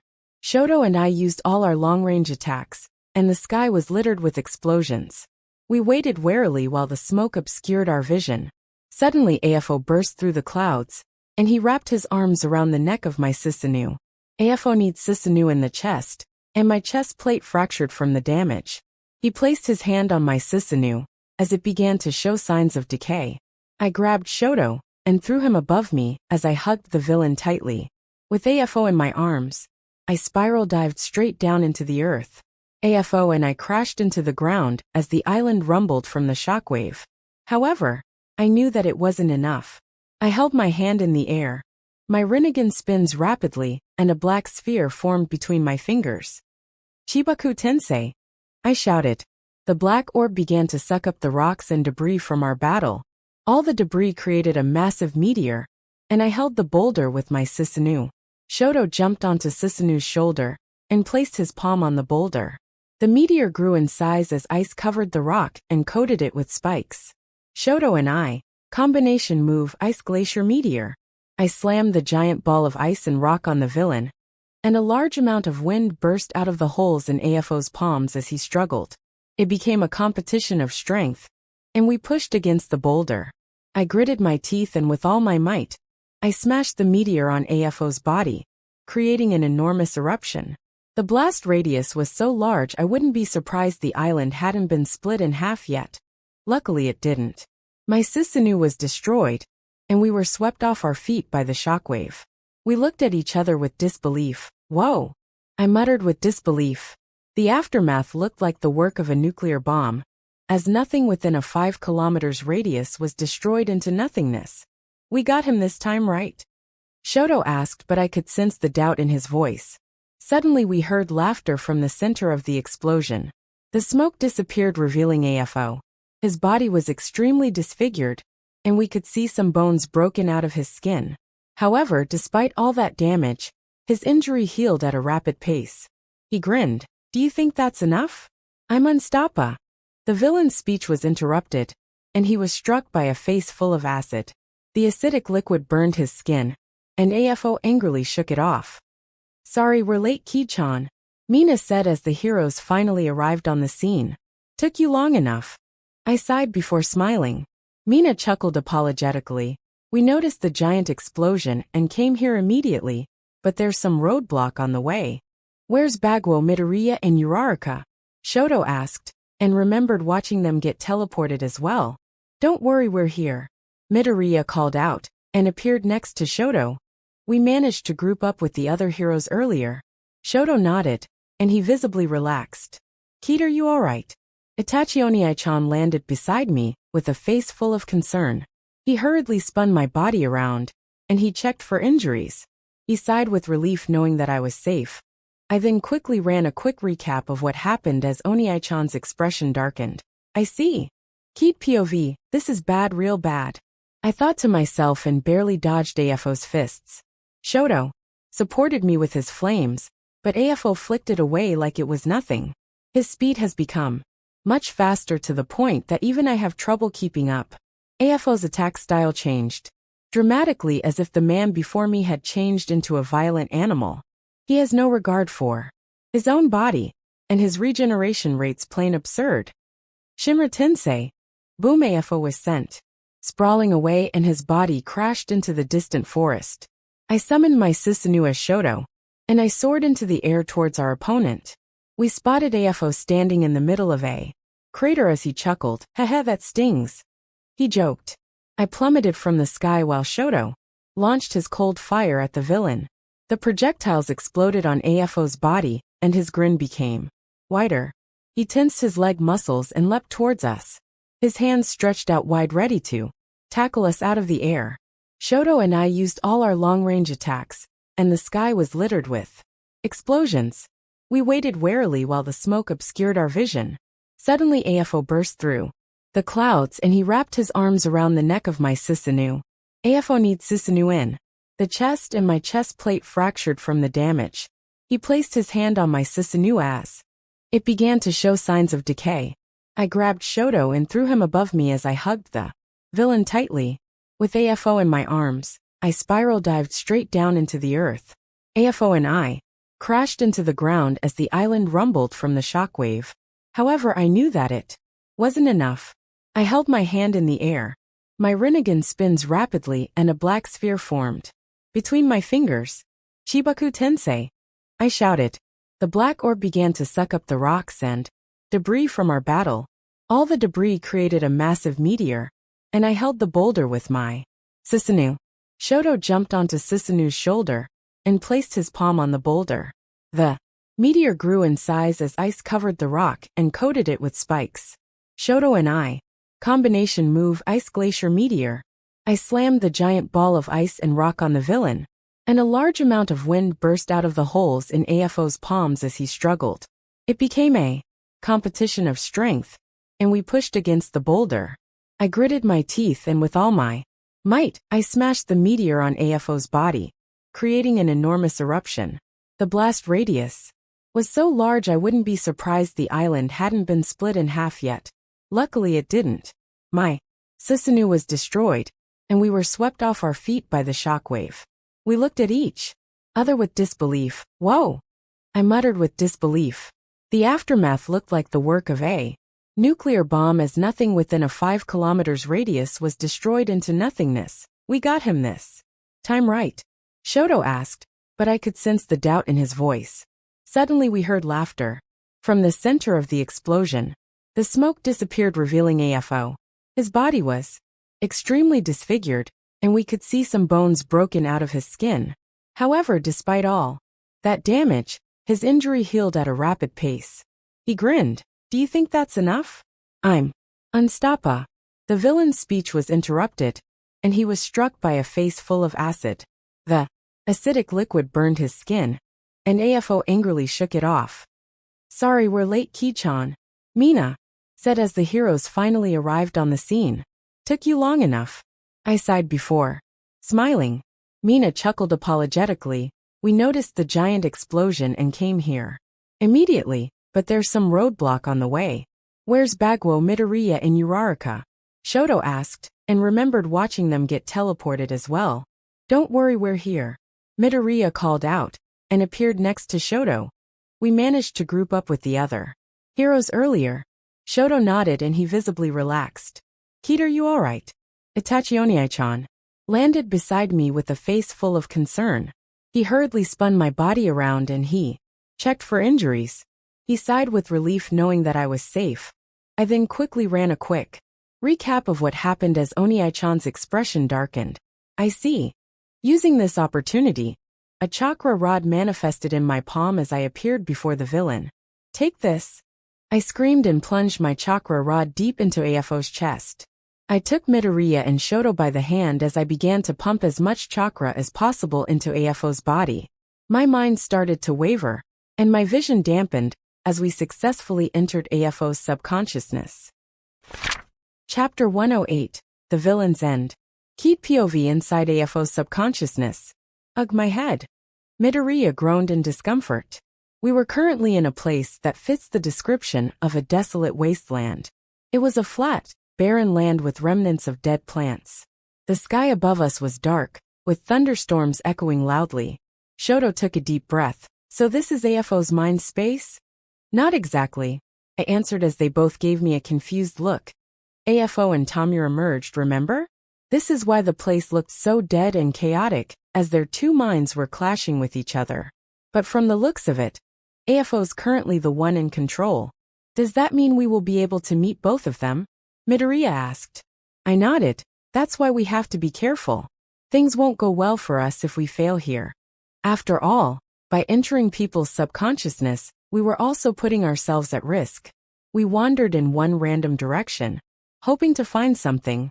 We continued to walk until we stumbled upon a withered tree. What's shocking was the figure embedded in the tree in a crucified position. Blood ran down from the man's body, coloring the bark red. Tamura, Midoriya muttered. As he approached Tamura, I stopped him. Midoriya-kun, are you sure you're going to do this? Midoriya nodded. I'm sure.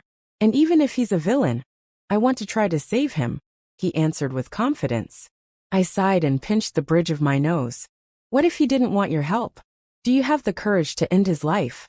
Midoriya clenched his fist. Don't worry about me. I have already accepted that something like that will happen. I won't be a burden to the both of you. You and your hero complex. I chuckled tiredly. Okay. Do whatever you have to do. Shoto and I will try to protect you. Midoriya nodded as he walked up to the unconscious Tamura. He seemed to be talking to himself, and I assumed that Midoriya was having a conversation with the previous users of One for All. He placed his hand on top of Tamura's head and closed his eyes. A white aura covered Midoriya and Tamura's bodies as the light illuminated our surroundings. Tamura groaned, and whatever Midoriya has done seemed to be working. Do you think I will allow you to do as you please? A loud voice bellowed. I turned my head and saw AFO flying to us. I have to praise you for getting here in the first place, but this will be as far as you go. He applauded and his tone was full of sarcasm. I dashed at AFO and aimed for his heart. However, he dodged in with a confident smile. The villain ignored me and went straight after my Adiria. Thankfully, Shoto was prepared and created a gigantic ice barrier, as AFO's fist bounced off of the wall. I will protect Midoriya. Shoto shouted, go get him. I smiled and stared at him with my Rinnegan. Shinra Tensei. Boom, AFO's body was launched away like a ragdoll, and I pursued him with Kamui. AFO slowly got back up as he glared at me, you bick. Before he could finish hurling his insult, I drove my katana into his throat. I clicked my teeth knowing that this won't finish him off. I jumped away as he let out a flurry of attacks in front of him. I stared at the villain, and he grinned maliciously. What are you smiling for? I growled. AFO laughed. Do you heroes really think you will succeed? I will kill you and everyone you love. He shouted. AFO spread his arms and black figures emerge from the ground. They come in different heights and shapes as they're covered in a dark mist, obscuring their facial features. Their numbers spanned to at least 50 as the black apparitions surrounded me. Didn't know you got ghosts living in your head. I joked to reduce my nervousness. Still making jokes, huh? These were the vestiges of all the users of the quirk I have taken, AFO announced with pride. Soon, your quirk will be mine as well. My expression darkened. How many people's lives have AFO run by stealing quirks? I shuddered at the mere thought, and I felt my anger flaring up. Third POV. AFO watched with amusement as Kaede became silent. It's exactly what you think, woman, children. I couldn't care less. The only thing that matters was their quirks. Kaede's body shook and slowly lowered her blade. AFO laughed even more as he continued to provoke her. How they beg and beg to have their power returned to them. They will do anything I said. It's really amusing to see the extent that humans could do to satisfy their desires. Kaede gritted her teeth and stared at the ground. AFO couldn't see her facial expression, but he guessed that she was distraught by the information. He had played enough, as he commanded one of the ghosts to kill her. Swing before the vestige could even reach arm's length. Its body was suddenly split in half. Kaede's blade was so fast that AFO was only perceiving a brief flash of the sharp steel edge. The ghost was then absorbed into Kaede's body. Countless emotions flowed into Kaede's brain and her scowl deepened. The vestige was fully absorbed using Daikoku. Kaede felt the pain, suffering and fear of that vestige, as if she was right there watching AFO taking away that person's quirk. Kaede couldn't use the quirk she absorbed, and was glad that wasn't the case. Or else Kaede would feel horrible, and a hypocrite as she was no worst. Then AFO. What? AFO muttered with shock. He felt the disconnection with that particular vestige, and soon realizes he no longer have that specific quirk. Kaede raised her head as she glared at the villain. The intensity and the furious expression on Kaede's face caused AFO to instinctively shudder. However, that fear transformed into anger. Me afraid? He roared. More vestiges attacked, but they were instantly slashed into pieces, before being consumed by Daikoku. AFO charged as he desperately tried to stop Kaede. He punched but his face was full of shock as Kaede easily blocked with her wrist. Impossible. AFO muttered with disbelief. He couldn't comprehend what was happening, and the villain expected the punch would send Kaede flying. How? AFO uttered. Kaede grabbed his hand and twisted. AFO grunted as he was forced onto his knees. You should have already known the answer, right? I'm stronger than you, Kaede stated calmly. Lies. AFO roared but his face paled as chakra gathered in Kaede's left hand. Without hesitation, Kaede drove the Rasengan into AFO's stomach, and he was sent sprawling into the distance. AFO coughed up a mouthful of blood. Kill her. All of the vestiges rushed at once, and they attacked with their quirks. Kaede elegantly avoided each attack like a professional ballerina, and with each swing of her katana, a vestige fell and AFO's strength became weaker. Kaede felt every last emotion of the vestiges, as her body trembled from the negative feelings. However, this fueled her with emotion, and Kaede was determined to set everything right. Watching his effort being destroyed, panic crept into AFO's heart. Wait. One vestige goes down. No, stop. Kaede ignored his plead as the last vestige disappeared, and with that, everything was lost for AFO. With nothing left, AFO's skin began to wrinkle as he no longer have the long life quirk, and with his regeneration gone, his body could no longer support the side effects of Dr. Garaki's experiments. Kaede took a shaky breath and looked at the villain, who became nothing but a shriveled old man. She placed her blade by AFO's throat, and her heart slightly wavered. She sighed before sheathing her blade. "It's over, surrender yourself." AFO didn't reply as he glared at her with pure hatred. Hearing no response, Kaede clenched her fist and turned her back on the villain. It's no point killing him anymore. AFO doesn't have long to live anyways, and he couldn't no longer harm anyone. AFO gritted his teeth. "Why you?" He used the last of his strength and lunged at Kaede, but she instantly swung around. With a smooth motion, AFO's head disconnected from his body as the villain's corpse collapsed with a thud. Kaede shook her head with dissatisfaction before silently stabbing into AFO's chest and using Daikoku. Not even a corpse remained as Kaede drained the villain of everything, and after decades of chaos, AFO has fallen. Chapter 109. Victory at last. Kaede POV. I looked at the corpse of AFO in silence. I sheathed my blade and clasped my hand together to leave a quiet prayer for all the vestiges that AFO have stolen. I walked back to Shoto and Midoriya while deep in thought. What AFO has done disturbed me, as I don't know what I should feel. I saw Shoto in the distance and approached him. Without saying anything, I hugged him tightly. He was surprised by my action and smiled. "You okay?" Shoto asked. I nodded while burying my head in his chest. I sighed. "Thanks, Shoto-kun. I'm much better now." Shoto smiled and rubbed my head affectionately. Suddenly, the whole mind space trembled as if there was a major earthquake. "What's happening?" he asked. "AFO's dead. There's no one keeping this place together, and everything is breaking down." I yelped. "How's Midoriya?"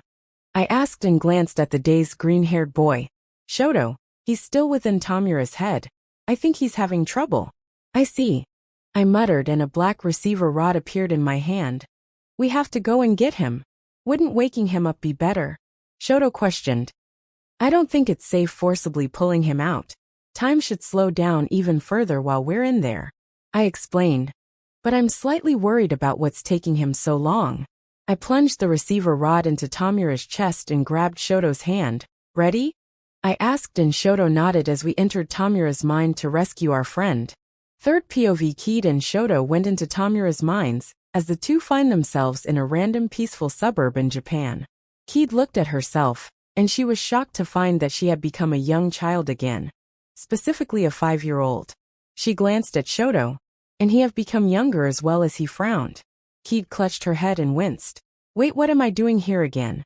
she thought. Kaede's face was full of shock as she starts to lose her recent memories.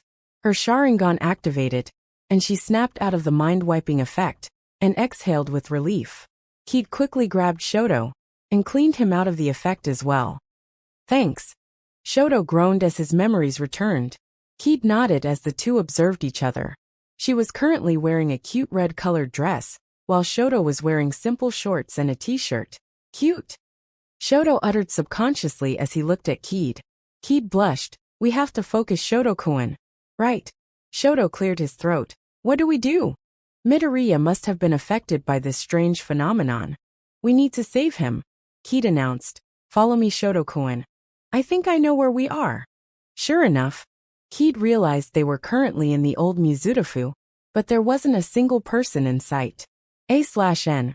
I don't think it was revealed where Tamura originally lives, but let's just say it's Mizutofu.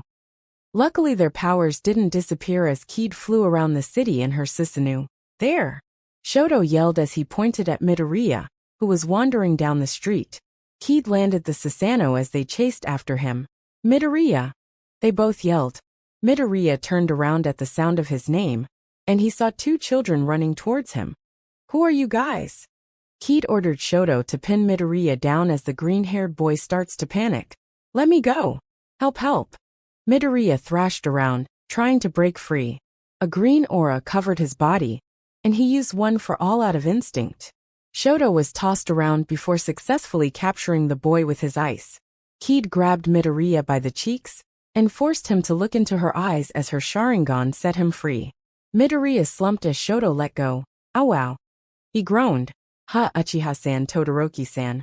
What are you two doing here? Wait, why am I a child? Kaede and Shoto gave Midoriya a brief rundown as his face paled. Anyway, we need to get out of here, Kaede urged as the two boys agreed. However, Kaede tried to exit Tamura's mind, but found that she couldn't. She used every method to bring everyone out, but nothing works. What do we do now? Midoriya yelped with a flustered tone. Kaede clicked her teeth at the turn of events. There might be one way, Kaede said uncomfortably. What is it? Shoto asked. This is Tamura's unconsciousness, right? We could go and find him, Kaede explained. The two agreed, as they don't have any better idea, as they explored the strange space. 10 minutes later, at a playground in Mustatafa City, there was a child sitting on a swing, his face full of anxiety and loneliness. He has dark unkempt hair and gray eyes as he dangled on the swing set. The boy always wanted to be a hero, however. His father doesn't respect his choices, and occasionally he will get beaten for it. Sometimes he wished he would turn into a bird, so he can fly far, far away from here. The boy clenched his fist as tears were threatening to escape his eyes. Hey, are you okay? The child looked up and saw 3 children about the same age as him. There were 2 boys and 1 girl. Are you okay? She asked once more, and her face full of concern. He was hesitant from the sudden questioning but nodded anyways. The girl smiled. I see, what's your name? She asked. The boy slightly blushed as he answered with a flustered tone, Tenko Shimura. A/N. Tamura have a different name BTW before sh*T hits the fan. Hello Tenko-san. I'm Kaede Uchiha, she happily greeted herself. I'm Izuku Midoriya. Shoto Todoroki. The 2 boys followed along and greeted Tenko. Awkward filled the playground as the children don't know what to do next. Tenko-san, do you want to play with us? Kaede proposed. Tenko's eyes widened with shock. See, can I? Kaede giggled, of course. Kaede took his hand and pulled Tenko off of the swing. The group ran to the middle of the playground, and they played hero versus villains for the entire afternoon. The children laughed, smiled, and were lost in their own world. Wow, how are you so skilled? Tenko praised as he watched Kaede easily avoid Shoto's lunge before whacking him in the back of the head with a long stick. Well, I'm going to be a hero when I grow up. That's why I need to be strong, Kaede announced with confidence. Hearing this, Tenko became silent and stared at the ground. But what if your parents don't want you to be a hero? He nervously asked. Kaede paused and looked at the boy. You should stand for what you believe in, even if they might not like it, she answered. But they're your parents, Tenko yelled with disbelief. Sometimes we all have to make choices that people important to us may not approve of. However, if you have a dream, it is yours to have. It is yours to build, Kaede said. But still, Kaede smiled wryly and patted Tenko on the shoulder. Cheer up. There may also be a reason why your parents don't want you to be heroes, right? So prove to them that you can. Tenko raised his head and saw Kaede's gentle smile. His eyes shined before subconsciously nodding, as if he found the answers to his problems. Come on, let's play, Kaede said. In. Tenko grinned and sprinted after her. For the first time ever, Tenko forgot about all his worries at home, and his anxiety disappeared.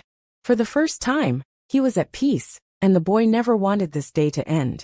As the sun starts to set, the children finally stopped playing. Today has been really fun, Tenko-san, Kaede chirped. Tenko excitedly nodded. Let's play tomorrow as well, okay? Kaede asked, and she stared at him with anticipation. Tenko was moved as he placed his hand on his chest. He felt warm as he couldn't remove the smile on his face. Thank you, Tenko uttered as his voice was full of emotion, and a single tear dripped down his eyes. His whole body begins to shine a bright light as he slowly evaporates into white particles. The last thing Kaede, Shoto, and Izuku was his joyful smile as Tenko disappeared. Kaede, Shoto, and Izuku transformed back into their original form as they were silent, gazing at the spot where Tamura previously stood. Are you okay? Shoto asked as he held Kaede's hand. Kaede nodded as she wiped the tears away. She felt the disconnection with Tamura, indicating that his soul has passed away. Kaede turned around to look at the 2 boys. Let's go home. The 3 safely exited Tamura's subconsciousness. They appeared back in the fused mind space as it rumbled and cracks started to form everywhere. Without any hesitation, Kaede instantly brought them out as the last thing they saw was the subconsciousness collapsing on itself. Meanwhile, outside, the rest of the heroes were watching the situation with nervous expressions.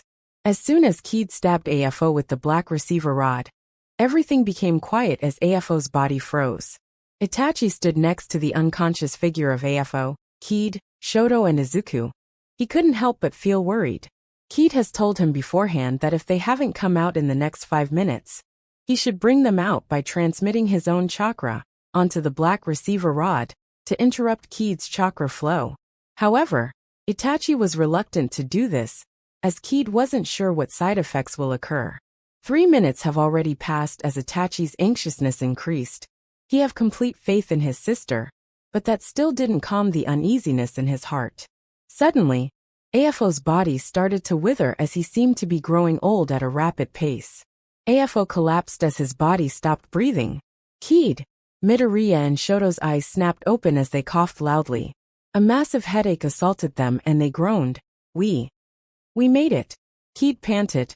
Itachi rushes to Kaede and hurriedly supported her. What happened? The other heroes also approached the trios with looks of concern. Kaede, Shoto and Midoriya looked at each other as they laughed. There was a big smile on each of their faces, and the heroes were perplexed. Kaede, Itachi uttered. We won. We really won. Kaede exclaimed with relief. The other heroes were shocked as the news sank in. They chuckled with disbelief before celebrating with vigor as, after all, their anxiety and worries, the heroes emerged victorious. Chapter 110, Will You Be Mine? Years later. Kaede POV. I was amazed you wanted to come here, I muttered to Shoto, who was walking beside me. It's best to revisit old memories, right?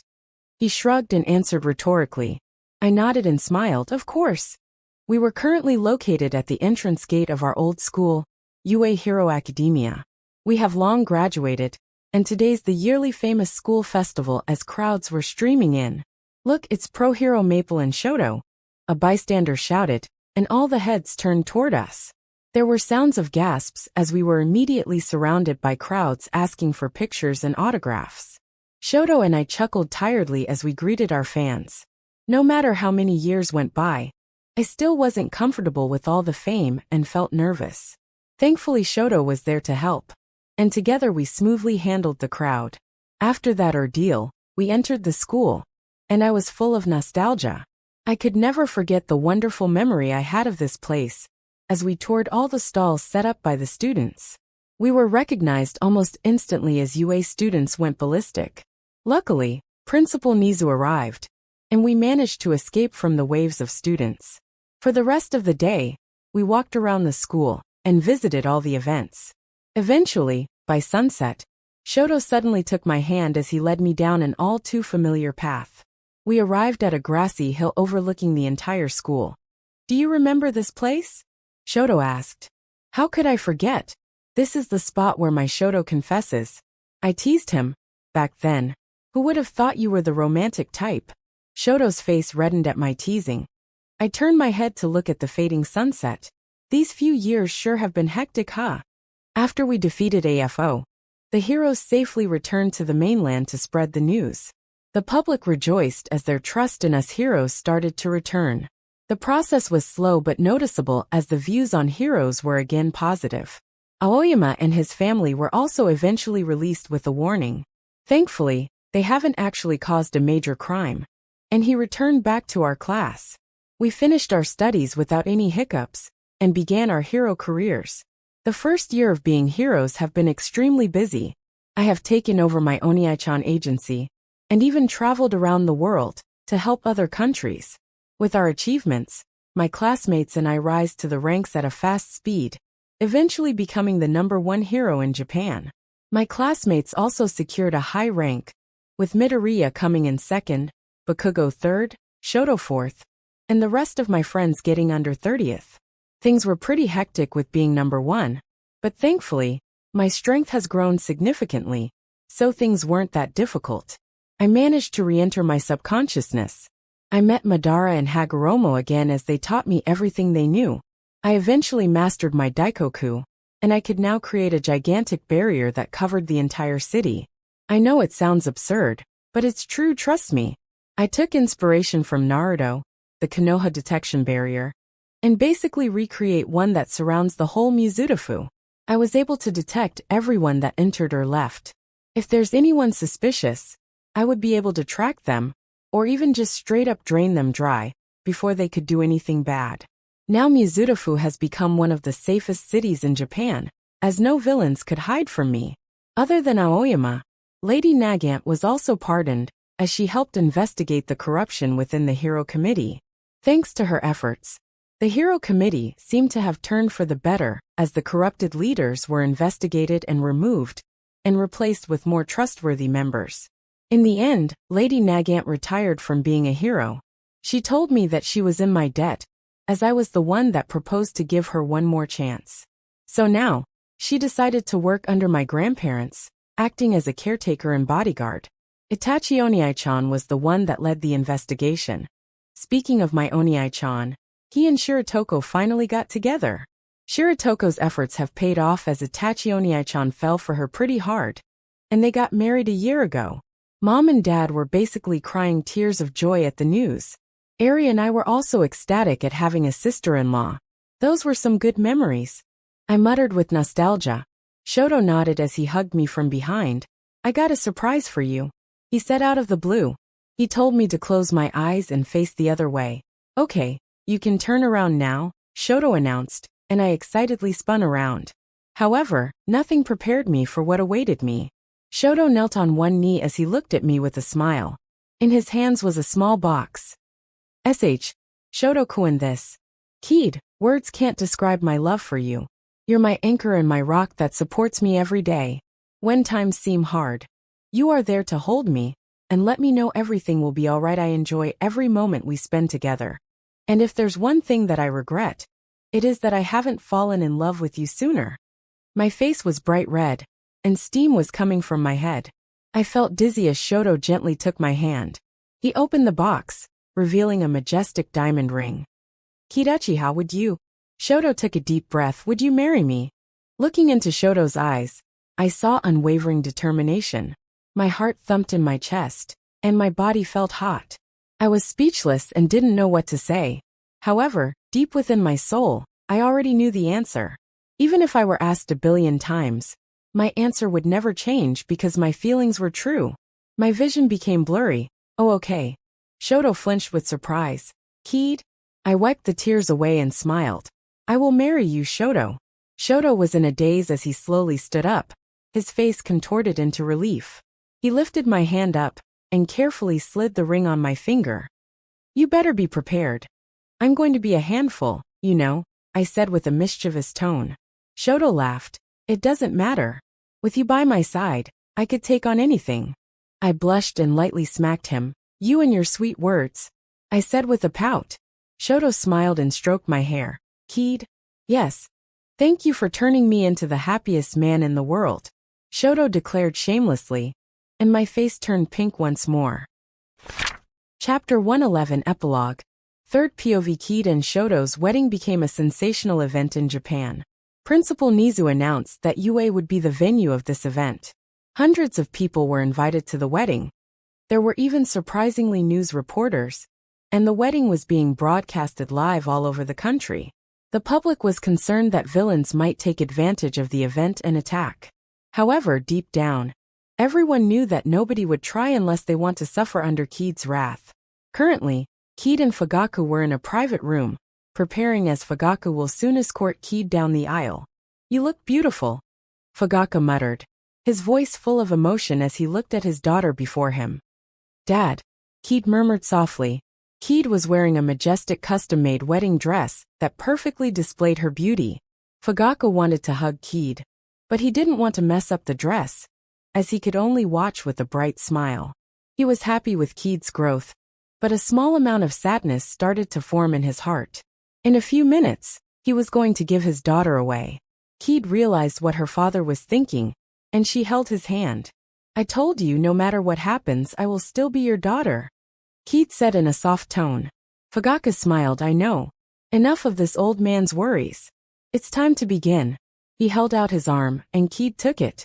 She could barely contain her excitement. As the door opened, Kaede and Fugaku began to walk down the aisle, and gasps could be heard as everyone was stunned by Kaede's beauty. Shoto's heart pounded against his ribs, and he nervously tugged on his tuxedo collar. Kaede was amused watching Shoto's flustered behavior, and she approached him in a graceful manner. At the front row were the Uchiha and Todoroki families as they spectated with joy. Mikoto was shedding tears of happiness for her daughter, and Itachi felt a sense of bittersweet. He was happy for his sister, but yet annoyed at Shoto. However, despite that, Itachi realized how great love could be and glanced at Tomoko happily applauding beside him. Wani-chan's getting married, Eri thought to herself. Her brother got married as well, and she couldn't help but wonder whether she would do the same. Eri subconsciously glanced at Kota, who she personally invited. She observed his face, and a small blush appeared. She quickly shook her head to remove the embarrassing thought. Kaede stood across Shoto, and they held each other's hands. All Might took the role of the officiant as he cleared his throat, and everyone immediately became quiet. Shoto Todoroki, do you take Kaede as your wife? I do, Shoto responded without hesitation. All Might. Then Kaede Uchiha, do you take Shoto as your husband? I do. All Might nodded with a smile. I officially declare you husband and wife. You may now kiss the bride. Kaede leaned in as Shoto pulled her by the waist. He observed Kaede's gorgeous face and gulped. The smile on Kaede's face slowly transforms into a smirk as she whispers in his ears. What are you waiting for? Shoto grinned and planted his lips on hers as the crowd cheered, celebrating this wonderful event. A few years later, a young man was soaring through the city as flames erupted from his palms and feet. He was chasing a group of bank robbers as the villains desperately tried to escape via a car. The man waved his hand as an ice wall emerged in front of the vehicle. The vehicle crashed into the ice structure, and the villains were immediately apprehended. The man wiped the sweat off his forehead and sighed tiredly. Thanks, Shoto-san, we will take it from here. You should go home now. Better not let your wife wait, the policeman said. Shoto smiled and nodded as he hurriedly went back home. A few minutes later, I'm home, Shoto called out as he entered his house. Ah, welcome back, Shoto, a feminine voice yelled back. Shoto went to the dining room, and a woman was waiting by the dining table while playing with a cat. She sat up but with some effort due to her large swollen stomach. Worry instantly struck Shoto's face as he hurriedly rushed over to support her. Don't push yourself, Kaede, Shoto said with concern. Kaede pouted cutely. Something like this is nothing. I'm the #1 hero after all. Shoto grinned and gently kissed her on the cheek. I know, but I still can't help but be worried. Kaede giggled. Thanks for your concern, she muttered softly. Shoto embraced her and glanced at the plate of food. I told you multiple times to let me cook. You need to rest. It will be fine. And I can't let you do everything. Besides, the only food you know how to make is cold tsuba. Kaede teased. I can cook an egg. Kaede giggled. Eating eggs every day won't be healthy. But Kaede placed a finger by his lips to stop him from talking. I'm really okay, Shoto-kun, thank you. Shoto nodded as Kaede guided his hand to her stomach. Shoto felt a little kick, and his smile widened. He kissed Kaede on the cheek. Go and take a shower. You stink, Kaede said while pinching her nose. Shoto smiled wryly, and gave her one last kiss before going upstairs. Kaede POV. As Shoto went up the stairs, I sat back down and couldn't help but recall my previous life. I would be lying to say that I don't miss my original family, but looking back now, I don't know if I could live wonderfully like this in my old world. The baby in my stomach kicked again, as if agreeing with me. I smiled, even with all these nonsensical thoughts. All I knew was that if I could relive this life again, I wouldn't change a thing. The ending. That's the end of this tale. Thank you for watching, and I'll see you in the next series. Love you and peace.